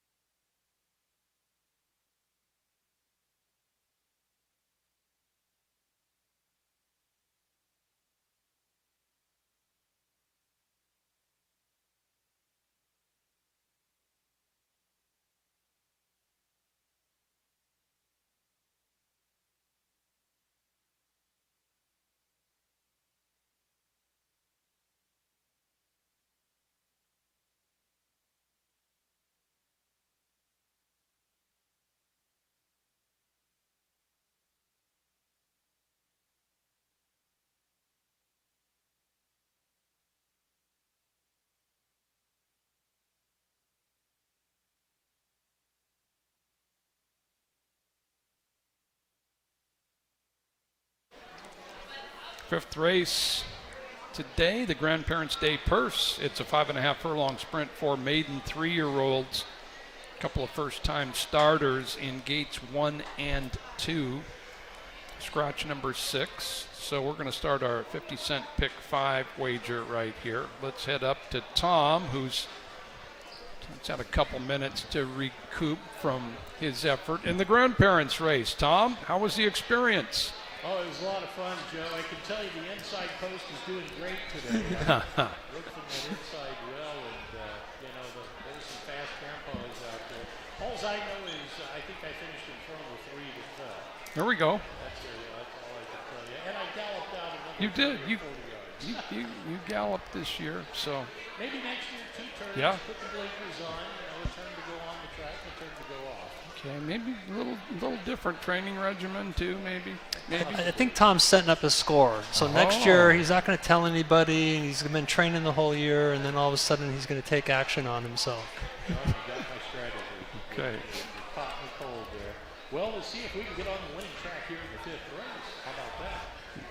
Halo's Valor, inside post. That's the way I'm going. Okay. Silvio Amador will do the guiding here. This one, I think, finds a pretty good spot for the debut. Like I said, that inside row position is not a bad place to be today. I'll put that one on top. I go 1, 2, and 3 here in the 5th. Yeah, I've seen this as not a terrible spot to take a first-time starter. Halo's Valor, number 1 for Tom. John? I hope Tom's right. I kind of feel like I'm guessing here, but as we talked, I think a first-time starter has early speed might be dangerous, and I'm hoping it's the one also. And I have the same 3 horses, Tom, thinking the inside. Maybe if you break cleanly, you get up to the rail, and that might be a winning scenario. I'm not sure, but that's my best guess here. Fair enough. I took the Bronx Bull for Debbie Van Horn in that race with the Chase, in which 3 in here are coming out of the Chase victory of May 17th. He just was compromised at the start and a wide trip, and sure the other 2 could improve a little bit too, but I'm seeing the Bronx Bull out of a decent family, female family. A little room for improvement. Second time Emerald Downs dropping class. I'm on the 4 and Tom and John on the 1 here in race 5.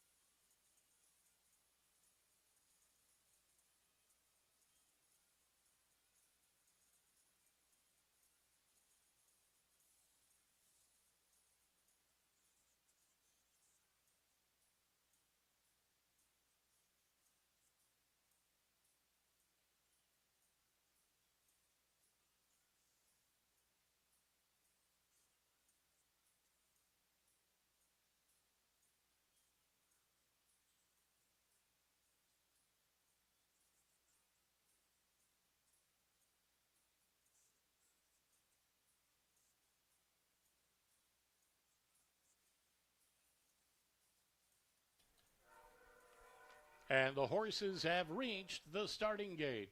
Post time for the 5th. Here's the view from the Emerald Downs Drome high above the starting gate. Captain Louis DeFazio brings us the great views throughout each racing day. Halo's Valor, first one up to the gate door. Now comes American Poet.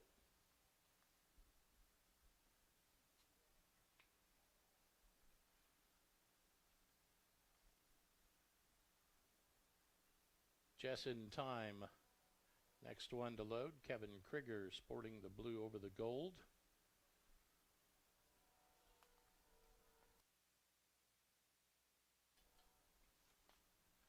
The Bronx Bull, Talia Timontois, the apprentice pilot. Got her hands full there with the Bronx Bull.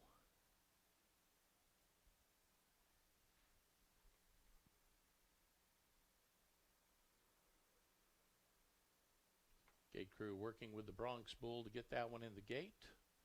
Jockey Timontois will climb aboard in the gate for that one. Al's Big Boy steps up to join them.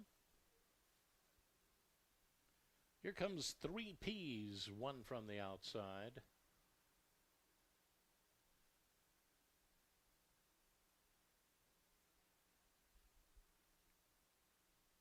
Honoring Autism will be the last.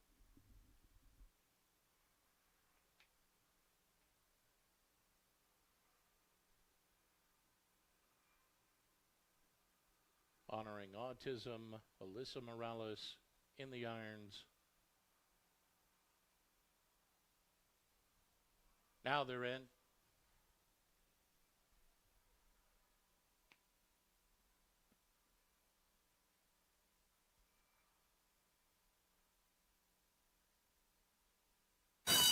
And runners away. Good start from between horses for Al's Big Boy. The Bronx Bull broke sharply as well. They're tightly grouped as they hustle up the backstretch. Honoring Autism's 4 off the rail, the extreme outside. Now Jess in Time comes surging through at the rail. 2 to Halo's Valor, racing 2.5 off the beat. Back to American Poet, and 3 P's at the back. Into the far turn they go. 3/8 of a mile to journey. Jess in Time strides clear, 1.5 lengths. The Bronx Bull is right behind. Shuffled back at the inside comes Halo's Valor, Honoring Autism up to the outside. They run to the top of the stretch now.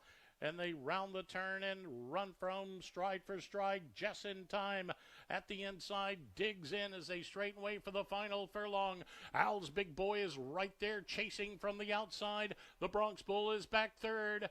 Deep stretch they come, just in time. Holding on gamely. Here's the wire, just in time to win it. Al's Big Boy second, the Bronx Bull, followed by Halo's Valor, Honoring Autism to American Poet, and 3 Ps. Time of the race, 1:05 and 6/100.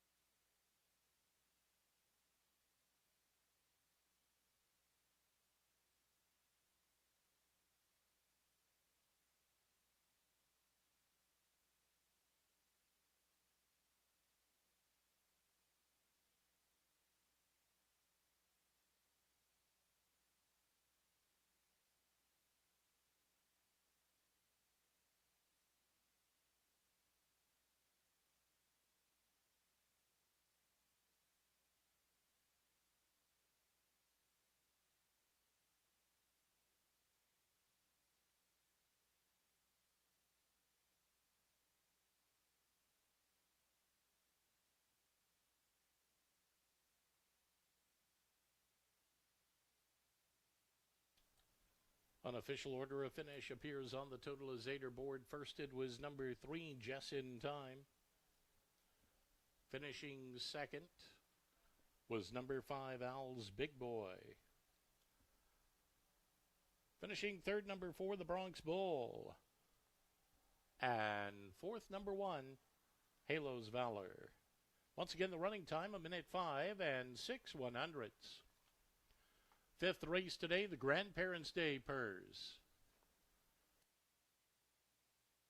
Results are official.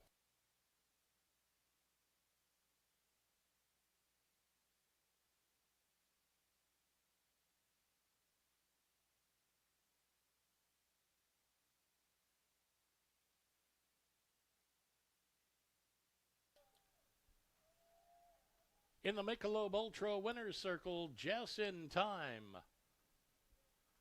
Racing for Royal Victory Thoroughbreds LLC, trained by Tim McKenna. That's a riding double for jockey Kevin Krieger. 3-year-old Dark Bear Brown Gelding by Jess Moe from Back in Time. She was sired by Empire Maker. Just in Time, bred here in Washington by Bar C Racing Stables Incorporated.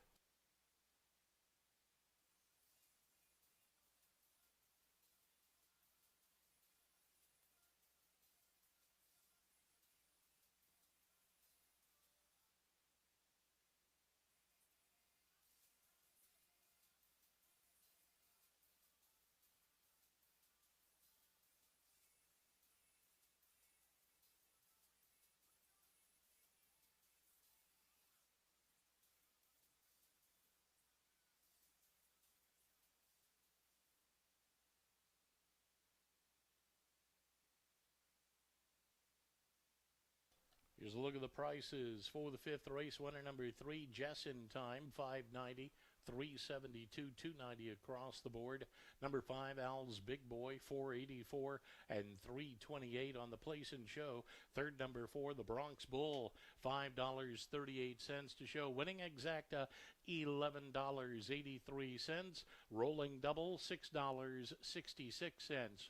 50-cent trifecta, $28.36. 10-cent super, $32.45. Winning pick 3, $9.89. Coming up the sixth race today, it's the Michelob Ultra Purse at 1 mile. No changes in the sixth race. Post time on the board at 4:19. 17 minutes until post time.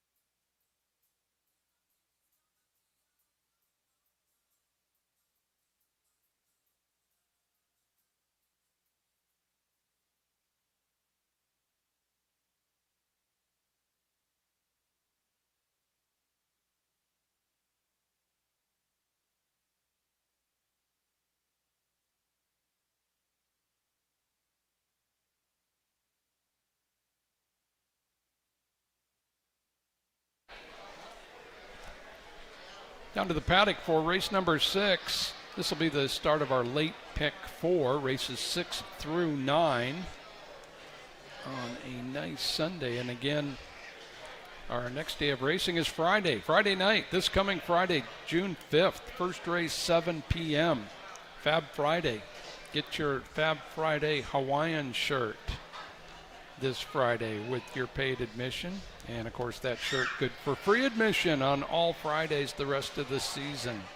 Number 1, Birch Prospect, last raced at Emerald Downs on closing weekend last year and had a good race at today's distance of 1 mile. Beaten just a neck in that race, but actually officially the winner.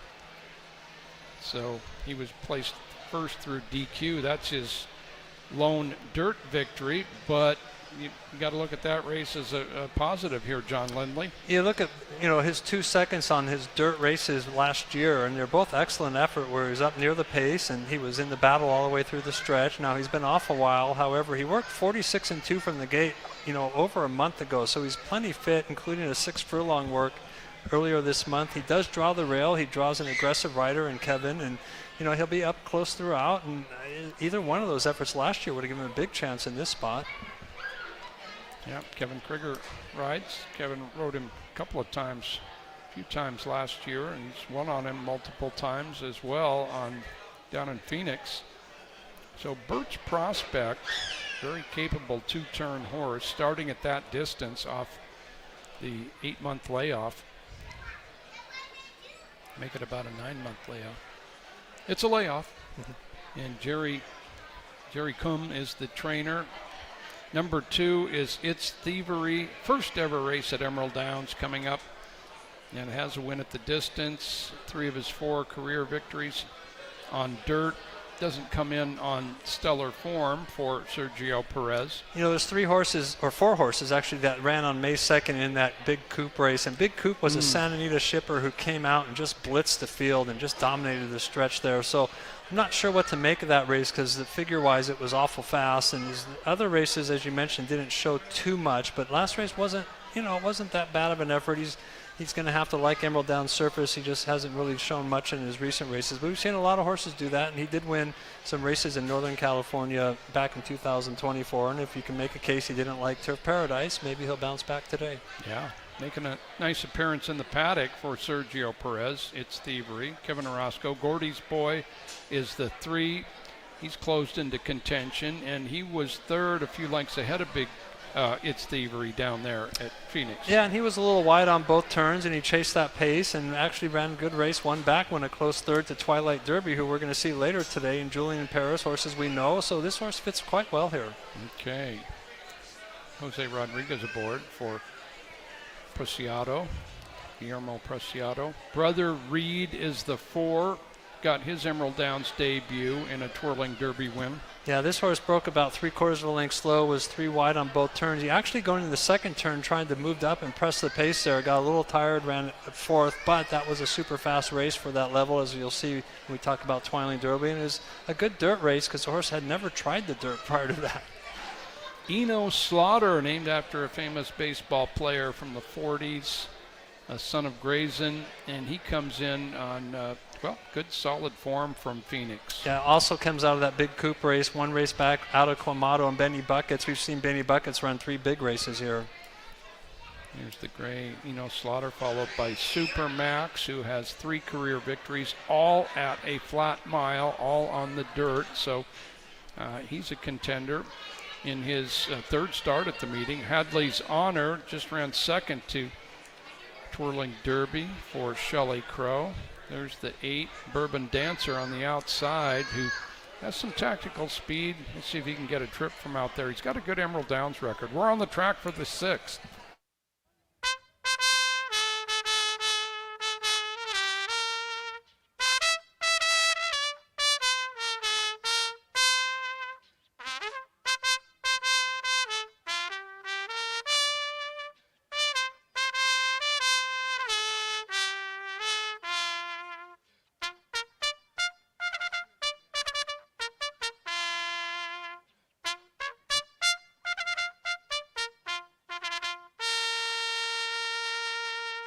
horses on the track for the 6th race in the Michelob Ultra purse at 1 mile. It's a claiming event, purse of $9,500.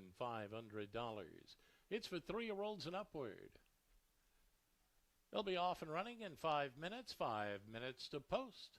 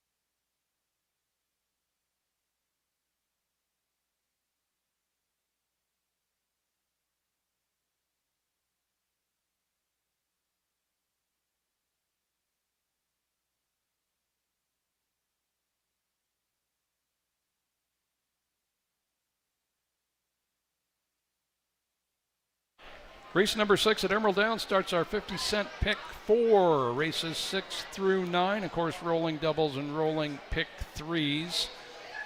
Tom rebounded very nicely in his call in the 5th race from getting out there on the track himself. And it's back to handicapping, Tom. Let's talk about race 6. Well, it helps when you have an oxygen tank. No, it was a lot of fun. Enjoyed that. Good people, good fun. 6th race, we're going to go 2 turns this time at a mile, and I'm going to go to the outside with Bourbon Dancer here. Colorado handles the reins. This one checking in for the lowest price tag so far. I think we'll fit the distance okay. Maybe a decent price on the board right now. Let's see, where we at? 2 to 1. Well, kind of trickled down a little bit from the last time I looked, but I went 8, 1, and 7 in this 6th race. 8 on top, Bourbon Dancer, John Lindley. I'm going to go opposite, totally inside, and I'm surprised when I look at that dynamic morning line. I see the 1 is 6 to 5, and I'm kind of surprised. I thought this field was a little more evenly matched than that, but I hope they're right because that's who I picked. And you look at his last 2 dirt routes at Emerald; they're both solid efforts. He looks ready off workouts. He has tactical speed. He's fresh, and we'll see if he can get the job done at what I think will be a little overbet. But it's, of course, once they win, it's not ever overbet, is it? No. If you got the winner, then you can do some things there at the, they call the mutual windows. So, John, on number 1, Bert's Prospect, who has a good resume in 2-turn races, 1-mile races. I'm going to go Bourbon Dancer as well, like Tom. down in Phoenix, couple of races on the grass at a mile. Real good runs there, very narrowly beaten. And yeah, he's dropping in class a little, and he's 8 out of 10 in the money at Emerald Downs, so he has run well at this track. And I think he's got enough tactical speed to get a little position in the first turn, which of course is key from that 8-hole going a flat mile. But Tom and I on the 8, John's on the 1 here in race 6.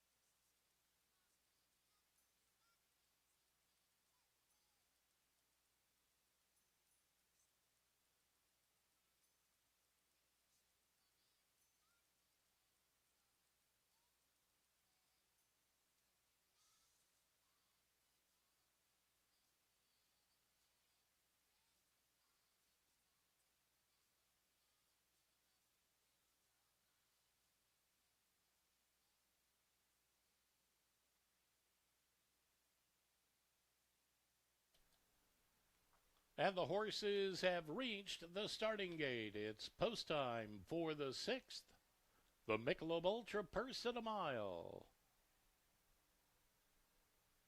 Burt's Prospect, the inside post, and Eno Slaughter, first 2 to go up. Here comes It's Thievery and Supermax.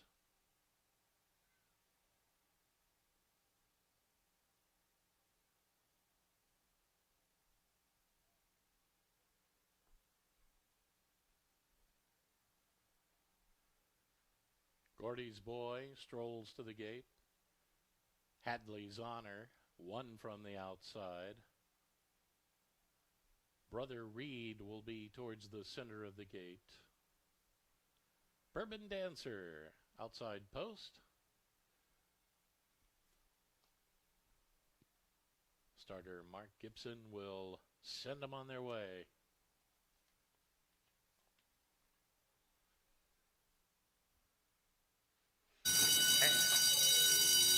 Runners away. Hadley's Honor bobbled at the break. It's Thievery came away nicely, and Bird's Prospect as well. These two match up in the immediate going as they make way round the Mount Rainier turn. And Bird's Prospect at the inside, a short lead just in front. On the outside, it's Thievery, a snug second by 2.5 or 3. Up from the outside, Bourbon Dancer is up into third now by a length. Then it's back to Gordy's Boy, Eno Slaughter, racing mid-pack with a ground-saving trip at the rail. Will drop back 3 to Hadley's Honor, gathered up after a sluggish beginning. Another 3 or 4 lengths back to Brother Reed and Supermax. Just over a half mile away. They went through the first quarter in 23:63. It's a level pace for the distance. Burt's Prospect on the lead, 3 parts of a length. It's Thievery, Bourbon Dancer poised in third from the outside. Eno Slaughter finds room at the rail and suddenly 3 off the beat. Midway round the turn they go. Bert's Prospect continues on with it a quarter mile away as they run to the top of the stretch. Bourbon Dancer from the outside still in pursuit. They swing off the turn and head for home. Bert's Prospect on the lead, a furlong to go. From the outside, Bourbon Dancer battling alongside his Eno Slaughter. In deep stretch, Bert's Prospect bounds away. Bourbon Dancer chasing. Bert's Prospect will take it by 2. Bourbon Dancer was second to Eno Slaughter, then back to It's Thievery, Brother Reed side by side. Gordy's Boy was next. Supermax and Hadley's Honor shuffling to the tail. Time of the race, 1:36 and 77/100.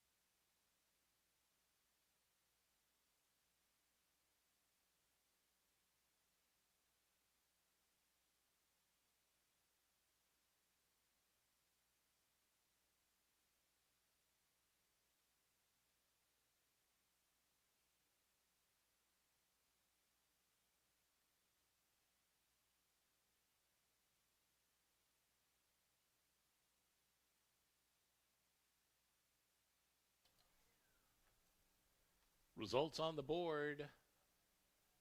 Top 3 finishers, a photo for the 4th place position. Finishing first, number 1, Bert's Prospect. Second was number 8, Bourbon Dancer. Finishing third, number 5, Eno Slaughter. There was a photo for the 4th place position. Number 2, It's Thievery, appearing for 4th. An objection sign. I'll make that a dead heat, rather. A dead heat for the 4th place position. There was a dead heat between number 2, It's Thievery, and number 4, Brother Reed. Dead heat for 4th.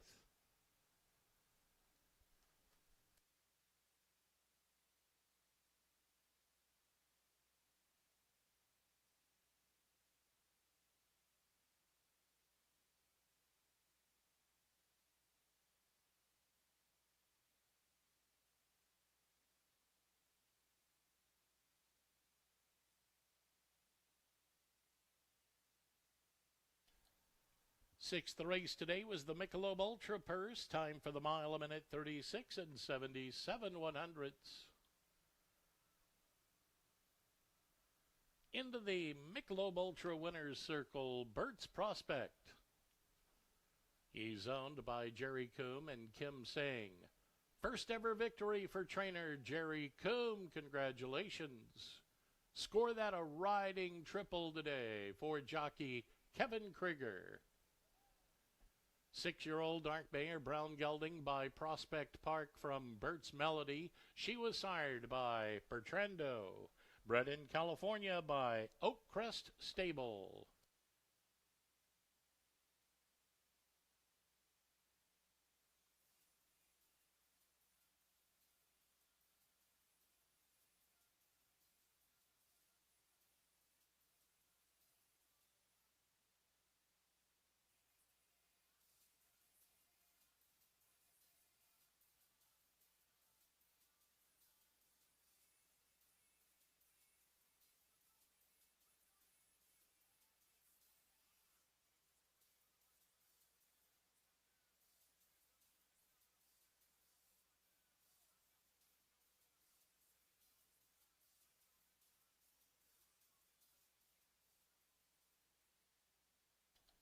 And a look at the official prices. Winner number 1, Bert's Prospect, returns $3.66 on the win. $2.64, $2.22 across the board. Number 8, Bourbon Dancer, $4.30 and $2.62. Number 5, Eno Slaughter, $3.06 to show. Winning exacta, $6.23. Rolling double, $11.57. 50-cent trifecta, $12.58. 10-cent superfecta, $8.01. The 1854 combo paid $5.30. Pick 3, $9.50. The pick 4, $18.88. Coming up, the 7th race, it's the Waist Scarf Ford Purse at 5 1/2 furlongs. Note the owner change in that race. Number 3, Mischief's Causeway. The owner should be listed as Rodriguez Racing Stables. That's for number 3, Mischief's Causeway. Post time for the 7th race. Coming up at 4:45, 16 minutes until post time.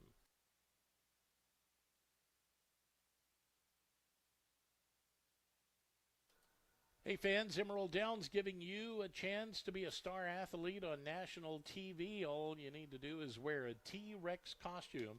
On Sunday, July the 12th, we'll have races for the kids, adults, and seniors.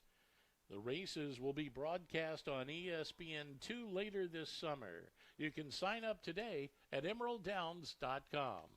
The T-Rex races are back Sunday, July 12th. Also, if you have a fast-crawling baby, you can sign up for the 2026 Diaper Derby. That'll take place on Sunday, July the 5th. You can register at EmeraldDowns.com. The Diaper Derby, July 5th.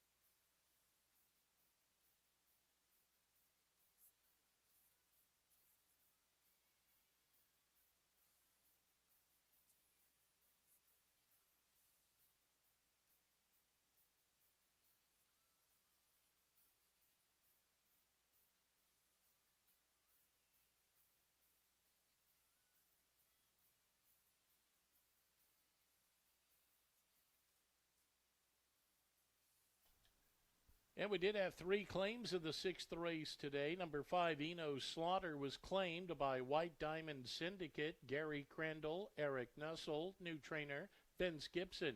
Number 5, Eno Slaughter, was claimed from the 6th race.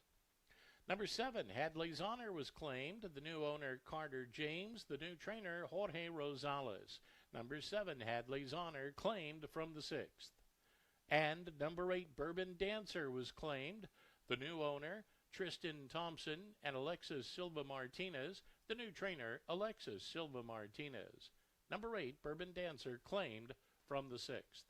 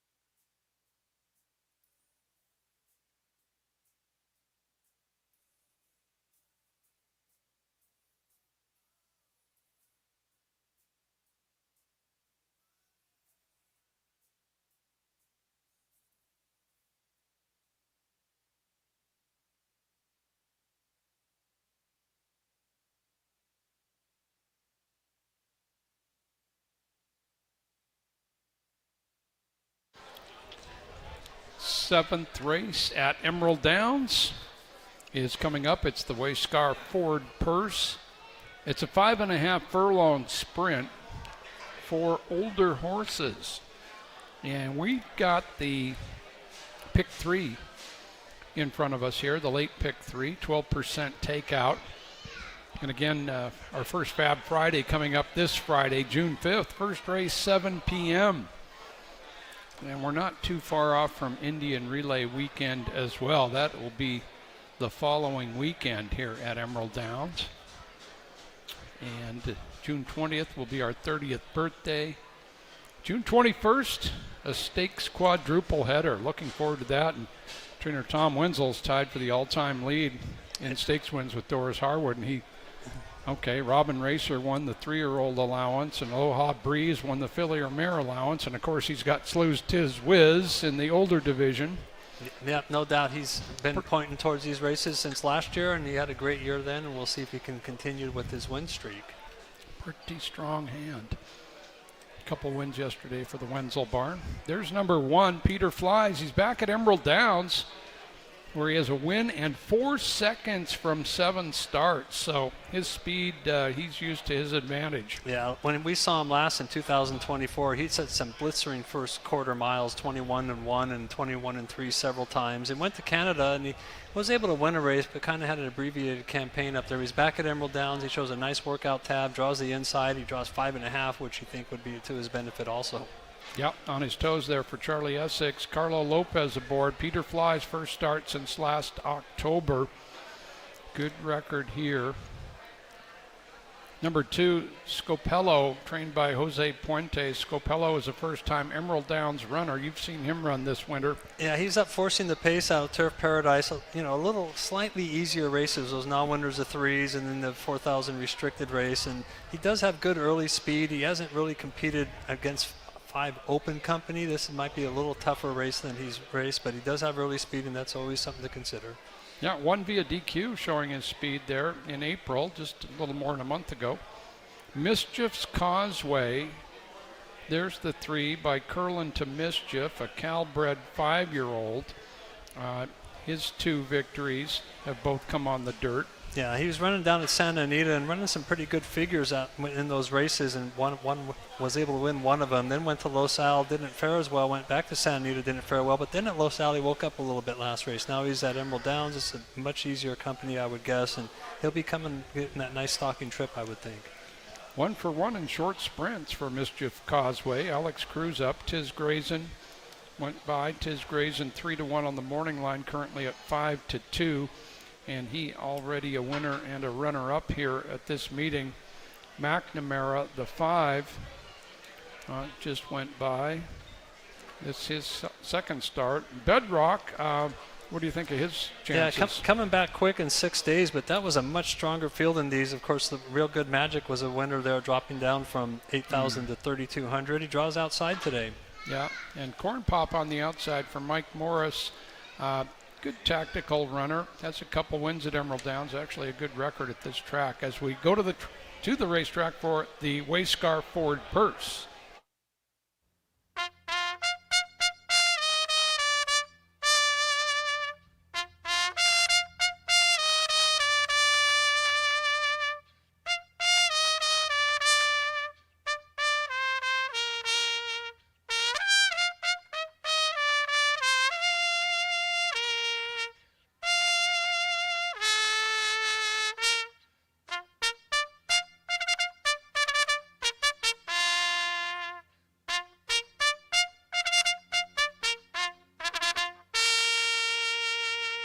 As Dan Harrington's called a post for the 7th race today, it's the Wayscarf Ford Purse at 5 1/2 furlongs. A claiming event purse of $12,000 for 3-year-olds and upward. Post time coming up in less than 5 minutes. Less than 5 minutes to post.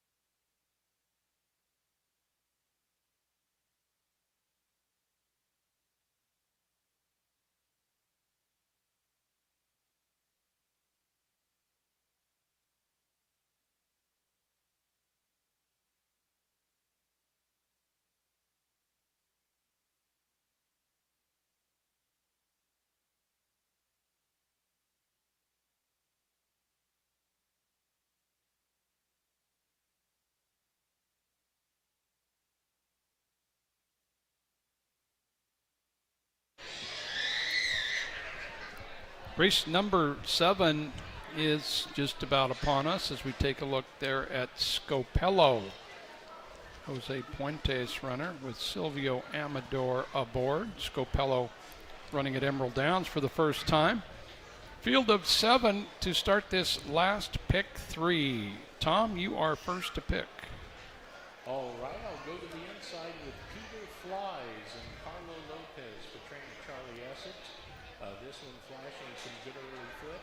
Grabs that inside post here today, I think, for an added advantage. Second, Bedrock, number 6, has been fairly close up in the first 2 starts of the season. And McNamara to round out the top 3, number 5. This one is shown to have a late foot, could benefit from a fast early pace. I go 1, 6, and 5 here in the 7th. Okay, Peter Flies on top, coming off the layoff. And he is the morning line favorite. Dynamic morning line has him going off right at his 5-2 morning line odds. So those coincide right now. John Lindley. Yeah, Peter Fly is definitely the horse to catch. And if you look at the Dynamic morning line and Vince's morning line with the contenders are pretty close. Last race, that horse got pointed out pretty good by the Dynamic morning line. Went down to 4-5 after being 6-5 in Dynamic and ran like it. I'm going to go outside today with number 6, Bedrock. He comes back in 6 days, which is always, something I question in terms of whether or not they can repeat their big efforts. But his last 2 efforts have been great. He just ran against A View from Above, who dominated a field, and he beat Olympic Legend, who of course has run big races. And then last race was in that starter allowance that had a lot of really tough knocking horses. And this is a little easier company, I think. We'll see if that's the case. Okay. Bedrock from trainer Doug Carlson with Talia Taimantois aboard. A little bit of a weight break there with the apprentice up. I went number 1 as well. Peter Flies. Just he's run at different tracks and performed well. He's won on the synthetic at Golden Gate a couple times, one up at Hastings. And he has been freshened. His morning works look good. He's got the 1 post, 5.5. Yeah. Peter Flies off the bench for Charles Essex. Tom and I on the 1, John's on the 6 here in race 7.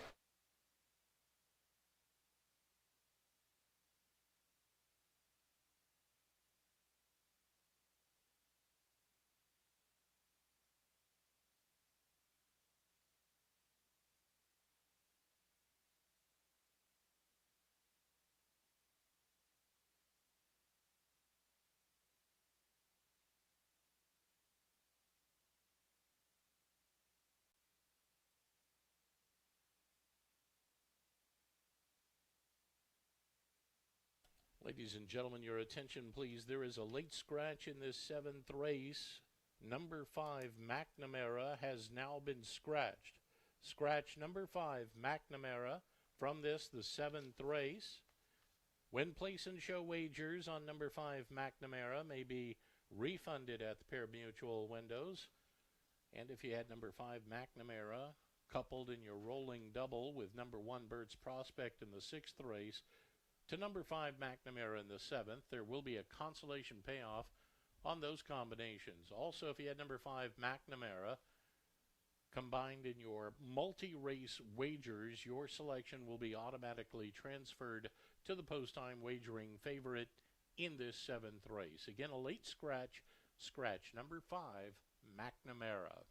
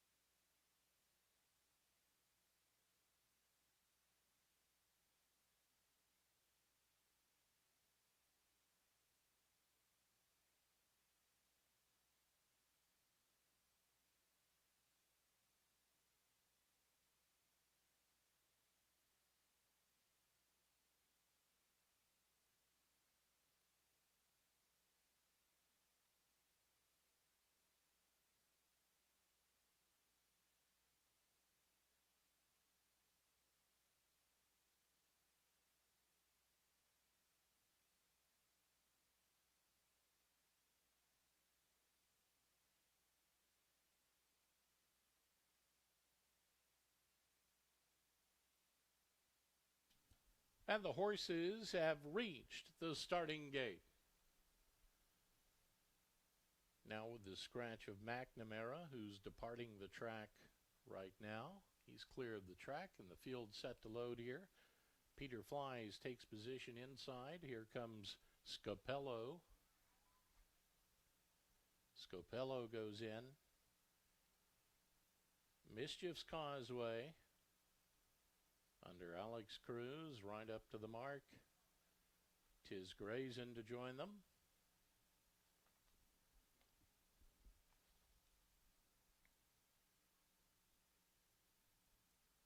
Now Bedrock, one from the outside. Corn Pop, last one. Corn Pop steps in. All set.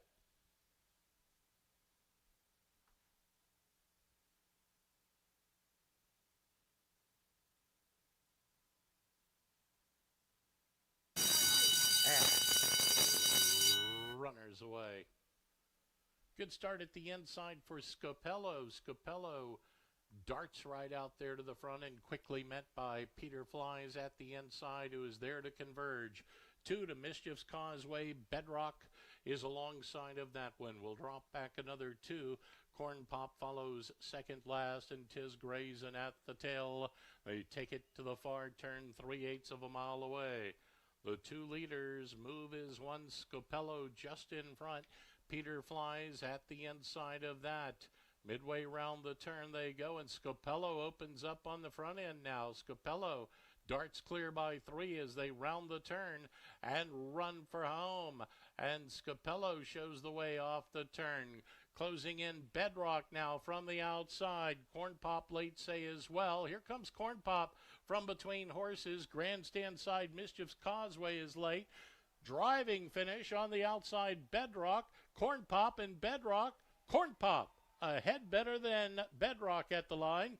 Mischief's Causeway back third to Scopello. Tiz Grayson second last, and Peter Flies. Time of the race, 1:03 and 98/100ths.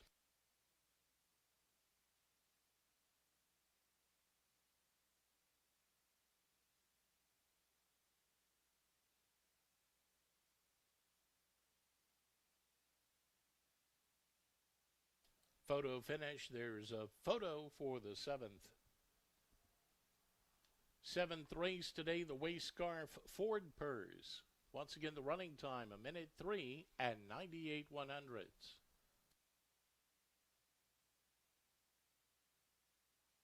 The photo shows number 7, Corn Pop, the winner.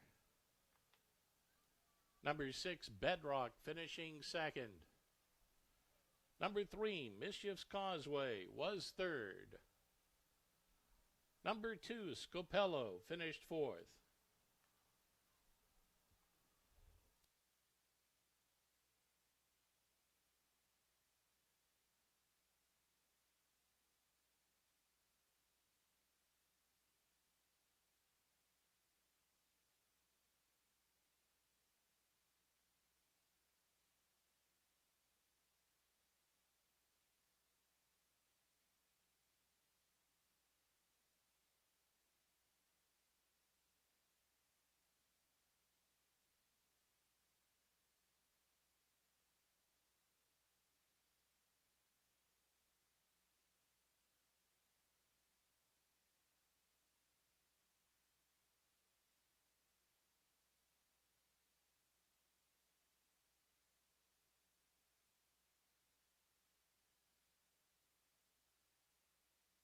Results official.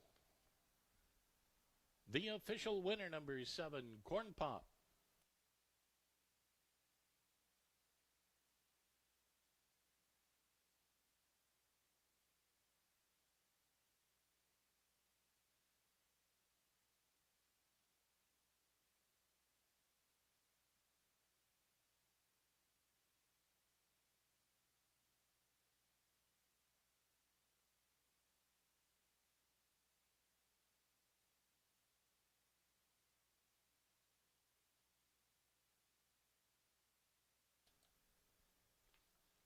Into the Michelob Ultra winner's circle, Corn Pop.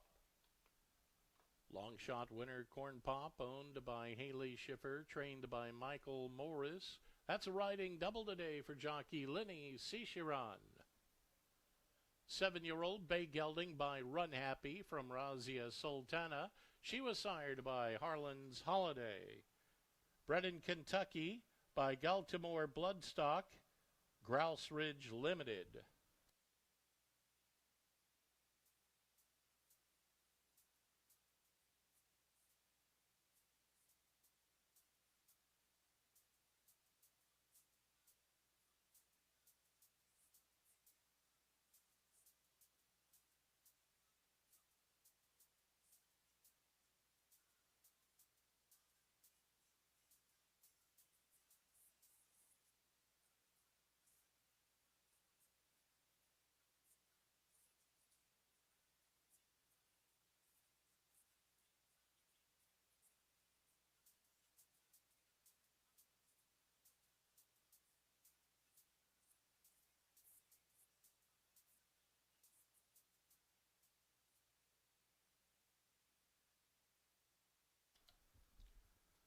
Here's a look at the prices for the 7th. Corn Pop returns $32.32 to win.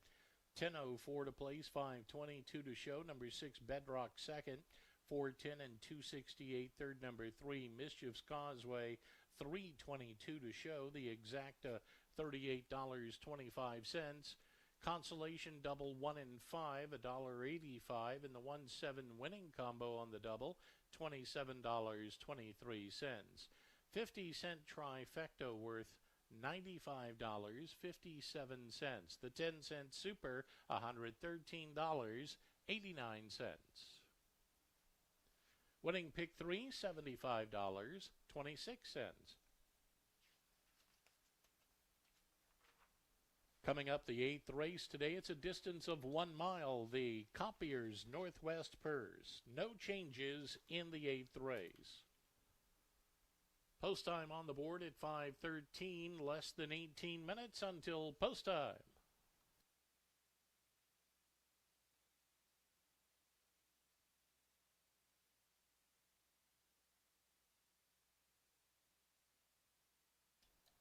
Race fans, don't forget Friday night racing begins this Friday, June the 5th. This year, instead of a t-shirt, we're giving away these Fab Friday Hawaiian shirts. You've seen them around the track today. Wear your shirt back on future Fridays for free admission.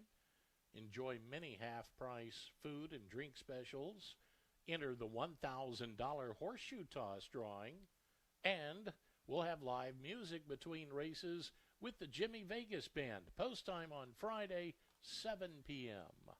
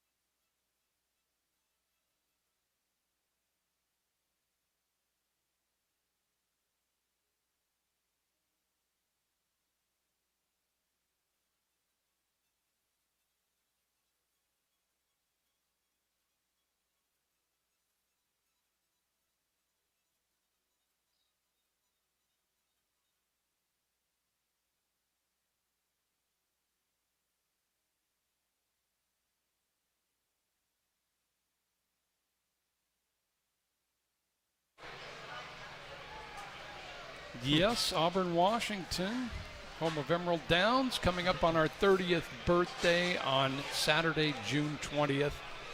50 miles directly to Mount Rainier, that beautiful site that we never get tired of. And the mountain indeed out today, as we have a couple races remaining on this Sunday before training in the morning and Fab Friday coming up in 5 days, our first Friday night. The 8th race is at a mile for older horses. We're looking at Mount Pellier.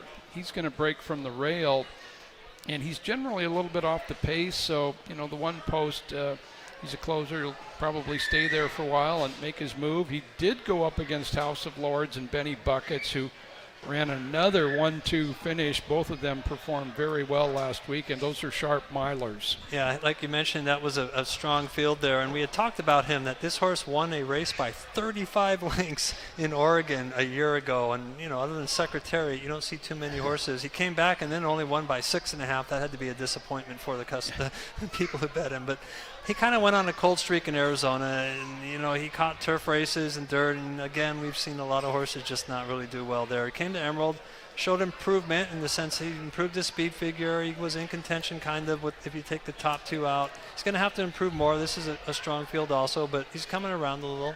Okay, and Frank Alvarado rides back for Gary Greiner.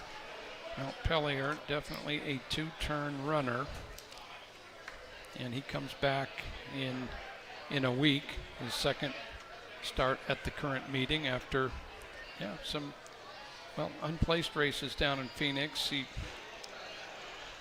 does have some positive history there, here, and in Oregon, as John mentioned. There's the one with Frank Alvarado. No Ordinary Tiger is number 2.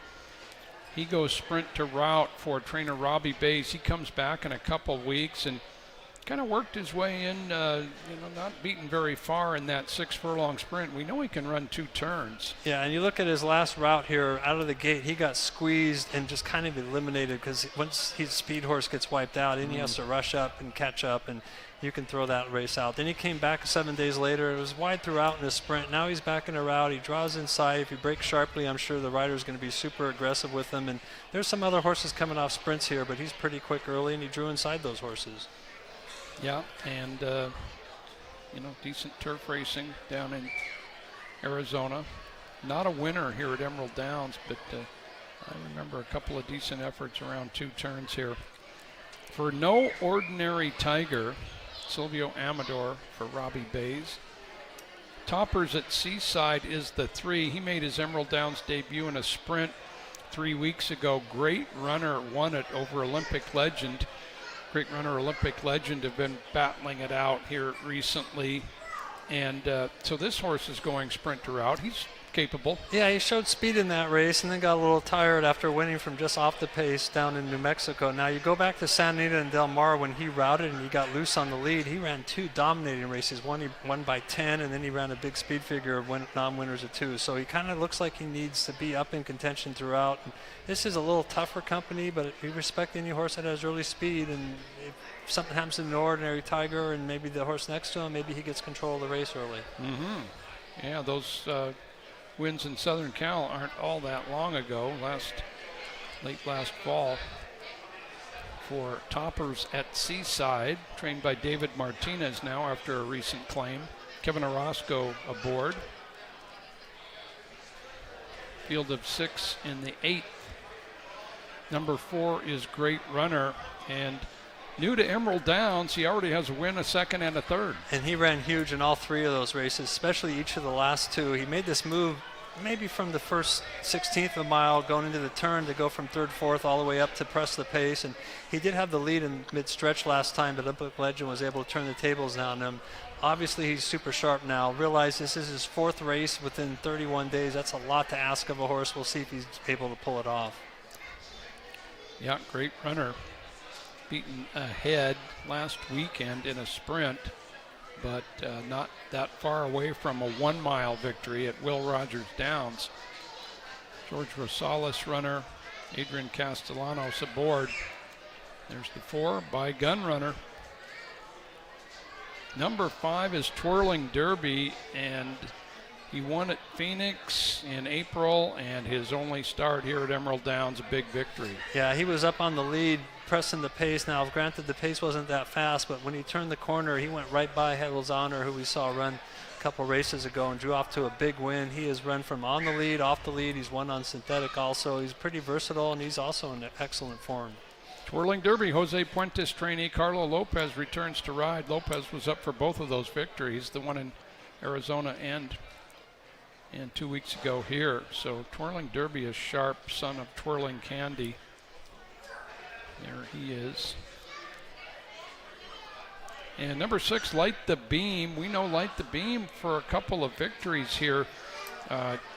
2 wins last year here at a mile. Yeah, and both those were impressive, dominating scores where you could just see he was full of run both times on the second turn, took the lead and cruised home, was claimed out of that race, won a race down at Grants Pass, and then was claimed back, and now he comes in here fresh, and we know he's won his last 2 at Emerald, and we've seen horses do that when their last 2 at Emerald come back here and do well again, especially like in the first race, the winner who's now won 4 straight races. Yeah, Light the Beam coming off a 6-month break, but again, very positive history at Emerald Downs. George Rosales runner as well, and Alyssa Morales aboard as Field of 6 heads toward the track for the Copiers Northwest Purse.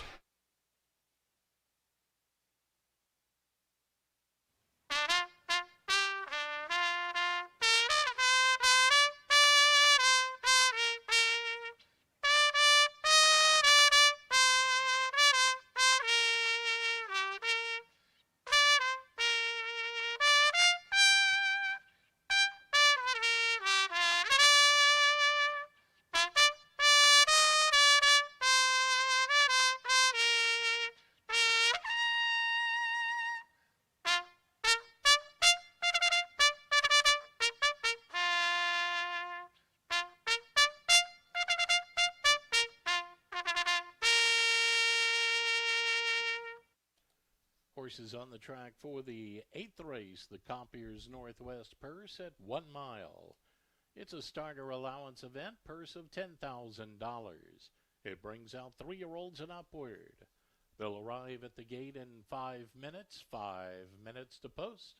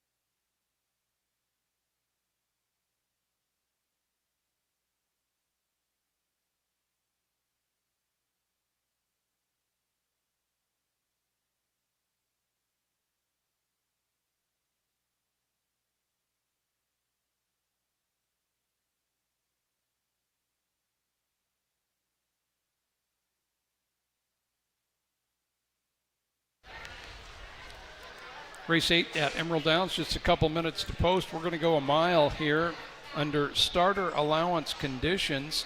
Favorite on the board right now, Great Runner. Dynamic Morning Line has him going off a little less than 7-5, more toward even money. And he has a win, a second, and a third at the current meeting. He's going back to a 2-turn race today. Let's head up to Tom for his pick. Well, Great Runner does look like perhaps the horse to beat in this race. I'm going to try to do it with number 5, Twirling Derby. Carlo Lopez has the call. Twirling Derby going after the third straight one now after back-to-back scores at a mile. One at Turk Paradise going a mile, also right here at Emerald. So loves this distance. I'll put Twirling Derby on top. I go 5, 4, and 2. That Twirling Derby, boy, just the easiest of wins here 2 weeks ago. He followed up a win down in Phoenix. John Lindley.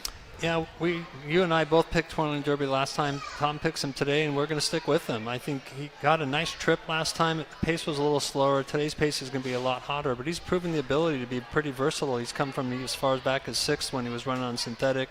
We'll see if he can make it 3 straight. Okay, yeah, I'm with you guys. Twirling Derby, super sharp horse, loves the distance. And Carlo Lopez is 2 for 2 aboard him recently. We're on number 5, Twirling Derby in race 8.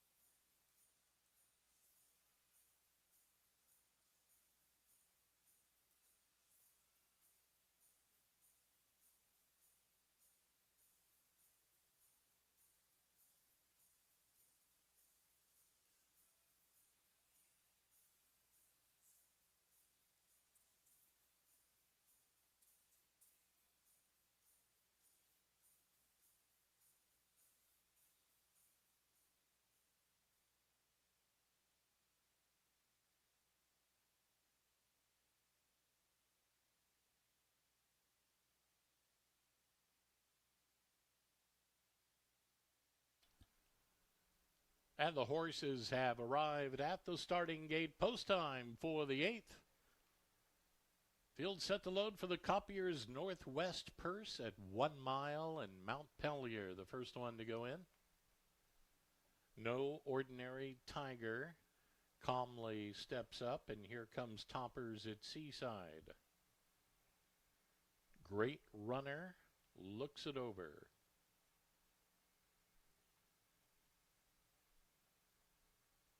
Now comes Twirling Derby. Light the Beam outside post. Emerald starter Mark Gibson will send them on their way. All in.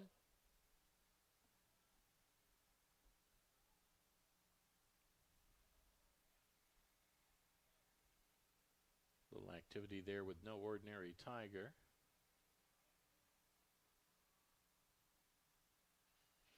And runners away. Toppers at Seaside broke smartly. Great runner right there as well. Twirling Derby liked the beam, the outside. No Ordinary Tiger just back of that set. And Mount Pellier trails early as they make way round the Mount Rainier turn. Battle for the early lead here. Toppers at Seaside and Great Runner going at it early on. There's a length and a half to Twirling Derby up to the outside. No Ordinary Tiger right there with that set. There's two. Back to Light the Beam and Mount Pellier. They 5/8 of a mile to go. 24-14 on the opening quarter. And out front, Great Runner pulls to the front. But Toppers at Seaside is right there. Pushed along, No Ordinary Tiger. Twirling Derby is still right there as well in the mix. There's 2.5 to Light the Beam and Mount Pellier, and the tempo quickens around the far turn. 3/8 of a mile to go, and they went the half in 47 and 46.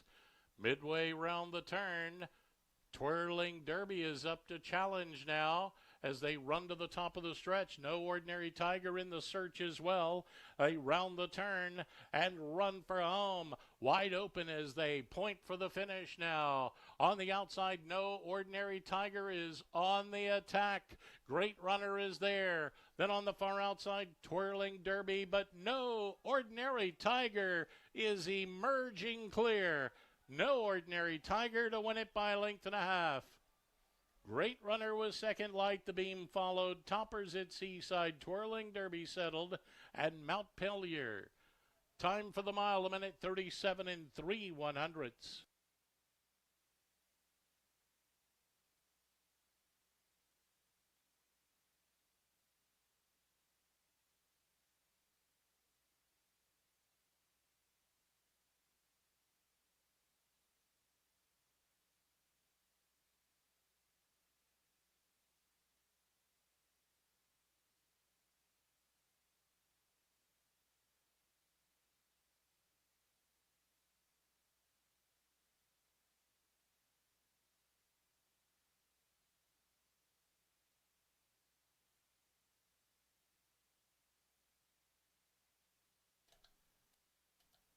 Unofficial order of finish on the board. Finishing first, it was number 2, No Ordinary Tiger. Second came number 4, Great Runner. Finishing third, number 6, Light the Beam. And fourth, number 3, Toppers at Seaside. Once again, the time for the mile was 1:37 and 3/100ths. Eighth race today, the Copiers Northwest Purse.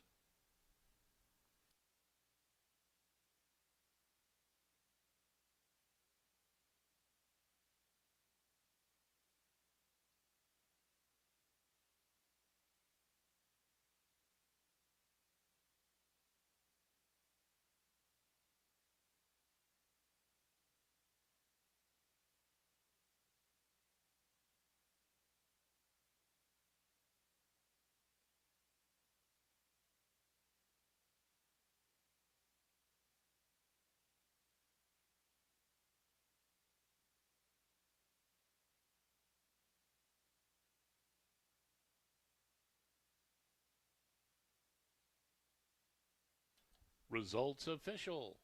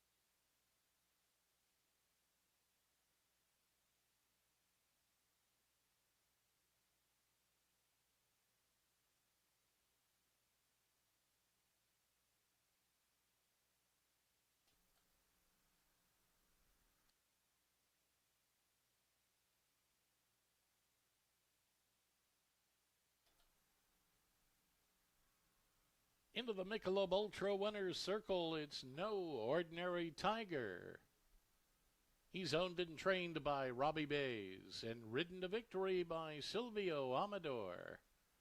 4-year-old bay gelding by Smiling Tiger from Unbridled Summer. She was sired by Broken Vow. Bred in California by Endless Summer Racing and Car.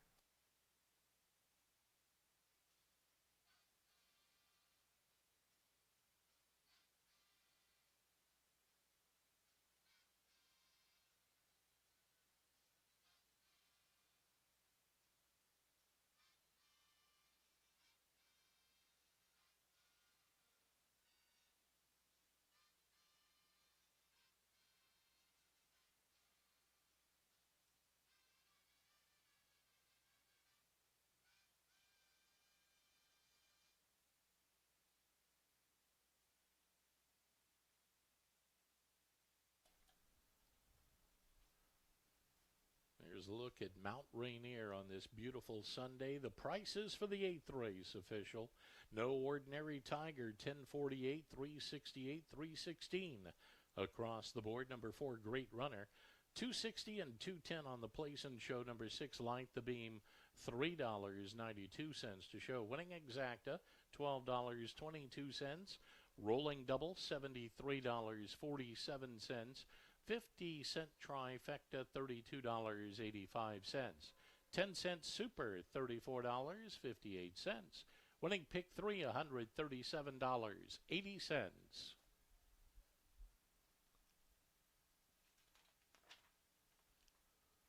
Coming up, the 9th and final today, it's the Elysian Brewing Purse at 5 1/2 furlongs. Number 4, Valley Echo, will carry 4 pounds over. Number 5, Got Your 6, has been scratched. Scratch. Number 5, Got Your 6. Number 6, Liberty Wolf, has been scratched. Scratch number 6, Liberty Wolf.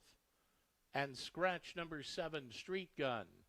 Number 7, Street Gun, also scratched. Post time for the 9th and final at 5:40. Less than 17 minutes until post time. Race fans, don't forget, Friday night racing starts this coming Friday, June the 5th. This year, instead of a t-shirt, we're giving away the Fab Friday Hawaiian shirts. Wear your shirt back on future Friday visits for free admission. Enjoy many half-price food specials and drink specials. You can also enter the $1,000 horseshoe toss drawing, and we'll have live music in between races with the Jimmy Vegas Band. Post time Friday, 7 p.m.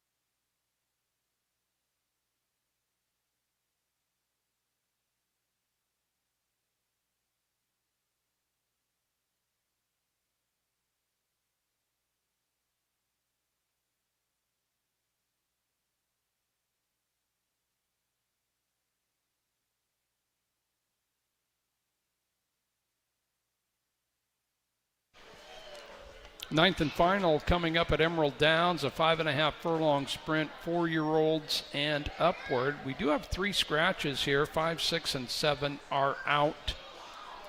So 1, 2, 3, 4, and 8 are your numbers for race number 9. Again, next day of racing, this coming Friday, June 5th. First race 7 p.m. Fab Friday. And the Hawaiian shirt is the fare. Get your Hawaiian shirt this Friday night at Emerald Downs with your paid admission, and that is good for free admission the rest of the season when you wear that shirt. You've seen a few of them around the track today. There is a look at Red Memories, number 1 for Jesse Velasquez. And this is a non-winners of 2. His victory was at Emerald Downs last year, going a mile. He got up on the lead and held that.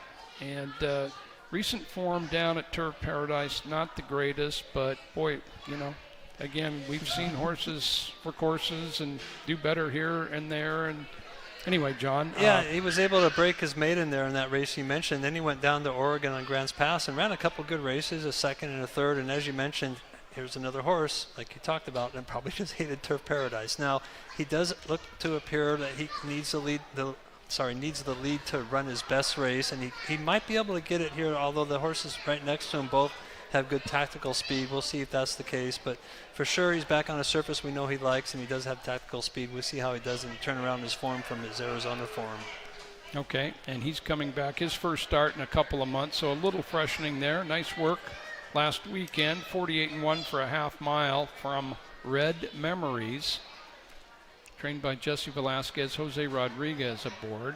Number 2 is Knock 'em Out Jerry, a Kentucky bred by Golden Sense, who picked up his maiden victory in January at Will Rogers Downs after some pretty solid races in Lower Maiden Claiming Company in Remington.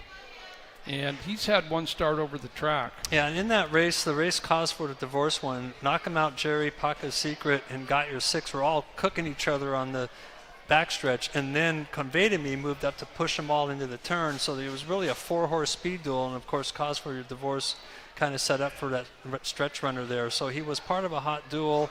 He's got the same horse in here next to him, Paca's Secret, and he's got Red Memories, also has speed. But if one of them makes a little change today or something different happens and he can get loose on the lead, he was able to wire a race at Will Rogers down. We'll see if that's the case.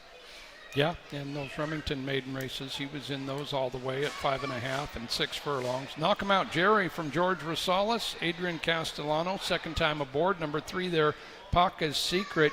It's been a while since he won. Well, this is a non-winners of 2. He's in the same boat as everybody. Yeah, and he comes out of that race again where there were 3 horses pushing each other on the backstretch and 4 on the turn, and of course he paid the price. And if he can get a little, he does draw outside the other 2 speed horses, which should help him. He just needs to get a little better pace scenario. And he's usually in it all the way around the track. He just hasn't been able to win. He's 1 for 30 with 9 seconds and thirds. Yeah, his win was at Emerald Downs, and it was in a short sprint. Jennifer Nunnally, Blake Nunnally. Blake Nunnally's ridden him to a couple of near misses down in Phoenix.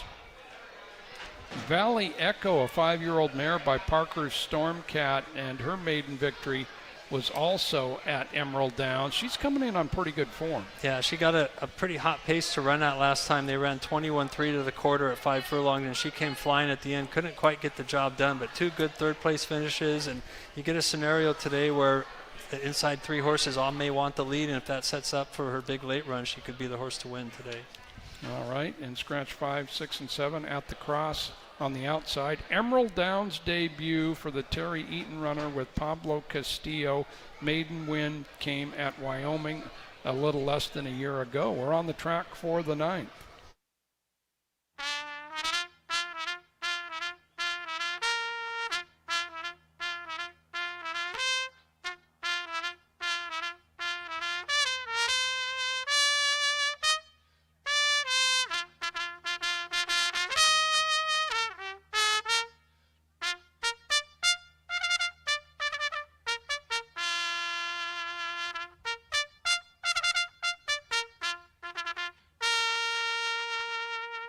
Dan Harrington's call to post for the 9th and final. It is the Elysian Brewing Purse at 5 1/2 furlongs.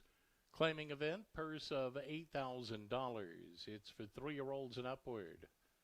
Reminder that number 5, Got Your 6, has been scratched. Also scratched is number 6, Liberty Wolf, and 7, Street Gun. Post time in just 5 minutes for the nightcap.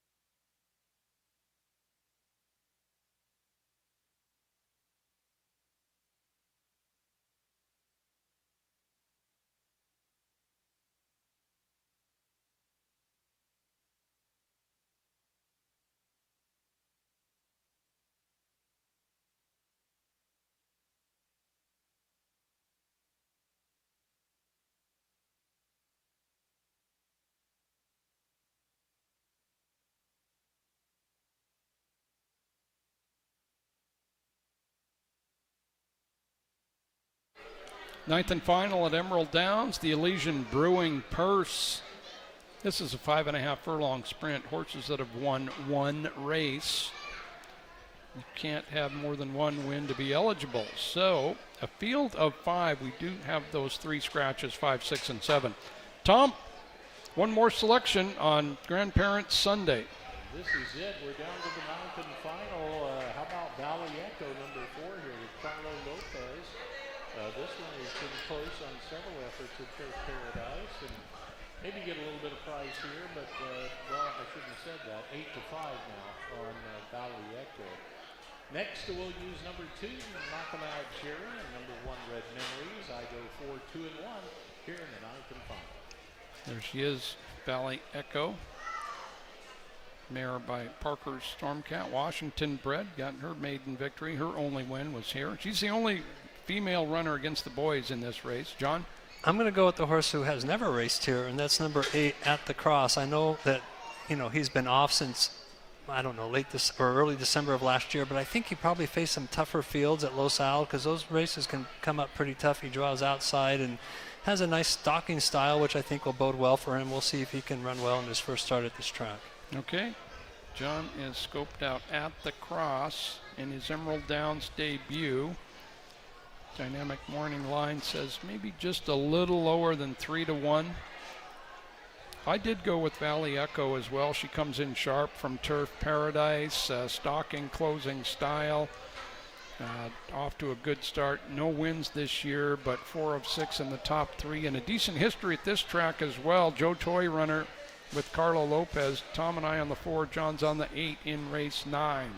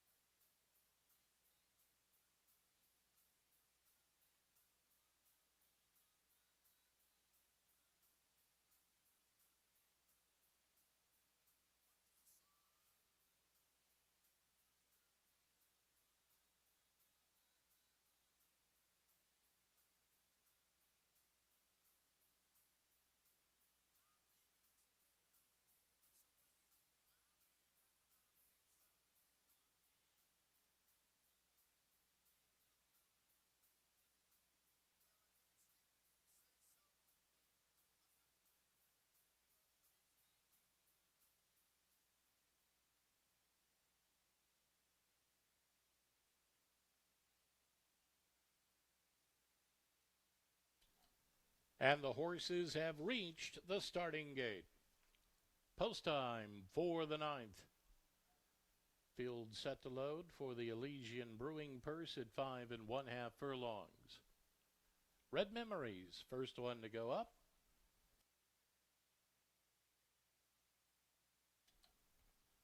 Knock 'em out, Jerry. Now, Paca's Secret.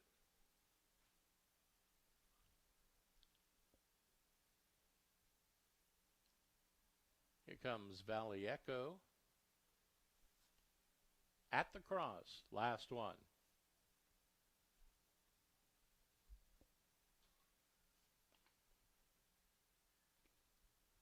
At the Cross, steps in, all in.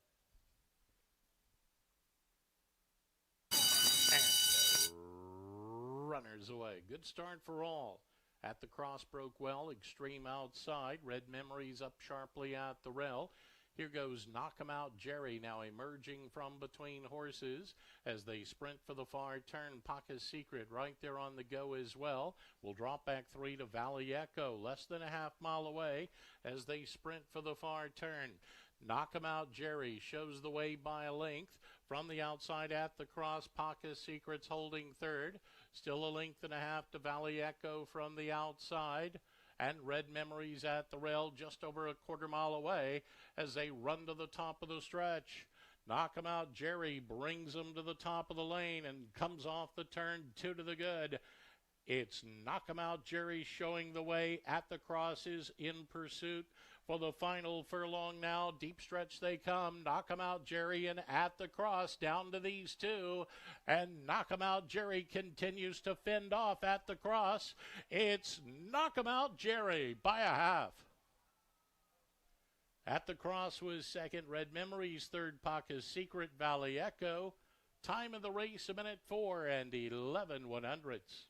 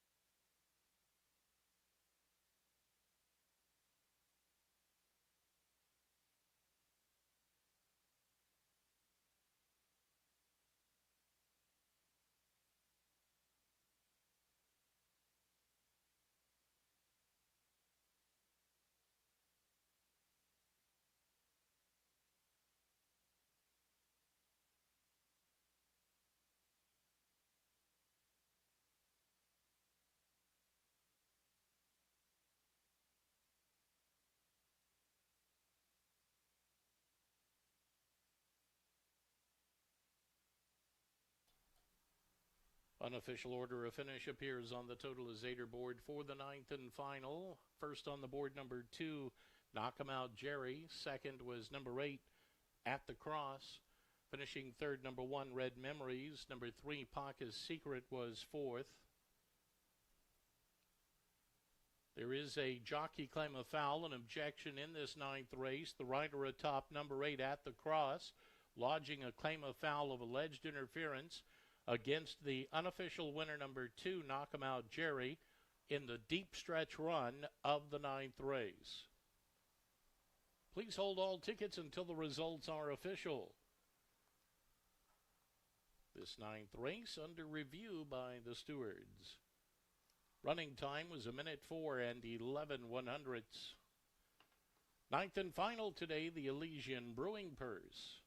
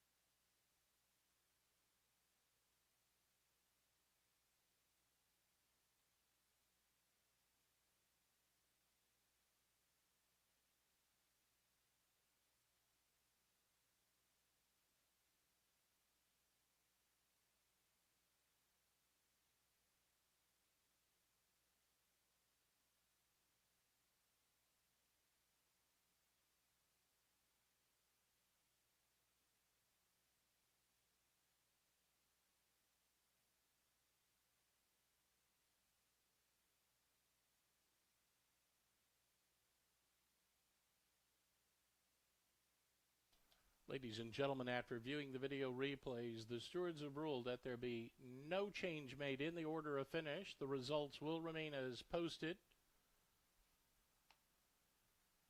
deeming that number 8 At the Cross was not inhibited from a better placing in the 9th and final.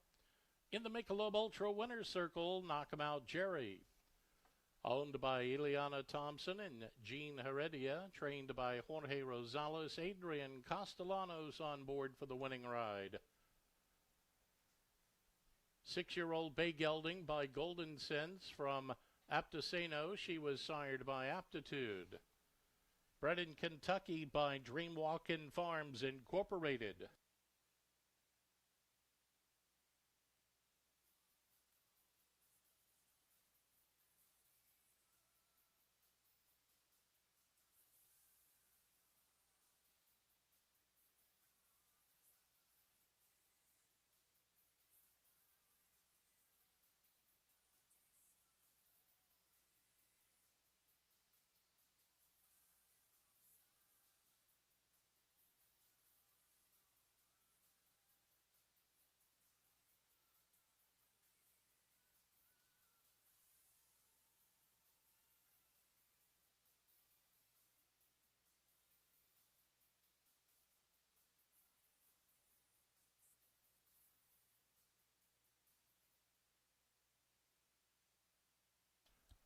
Here's a look at the prices for the 9th and final. Winner number 2, Knockabout Jerry, $7.04 to win, $4.04 to place, $3.54 to show. Number 8 At the Cross was second, $4.24 and $4.66 on the place and show. Number 1 Red Memories, $5.54 to show. Winning Exacta, $18.20. The late double paid $28.14. 50-cent trifecta, $41, 23 cents, 10-cent super, $21.39. The pentafecta, $138.73. Late pick 3 worth $210.58. The pick 4, $597.37. The pick 5 today, $2,281.43. 10-cent jackpot pick 6 worth $13,925.53 as we had a winner on the jackpot pick 6.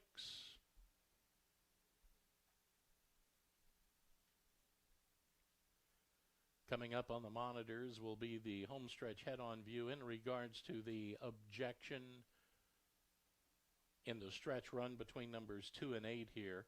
Number 2, Knockabout Jerry on the outside of the 8 horse. While there is a little bit of close quarters in the stretch run, it was deemed that not enough there to inhibit the progress of number 8 At the Cross. Therefore, no change was made in the order of finish. There were a couple of scratches, or claims rather, a couple of claims in that 9th race. Number 3, Paca's Secret was claimed. The new owner, Ileana Thompson, Lori Kimmerly, and the new trainer, Jorge Rosales. Number 3, Paca's Secret claimed out of it. Number 4, Vallejo was also claimed. The new owner, Carter James, the new trainer, Jorge Rosales. Number 4, Vallejo claimed out of the 9th.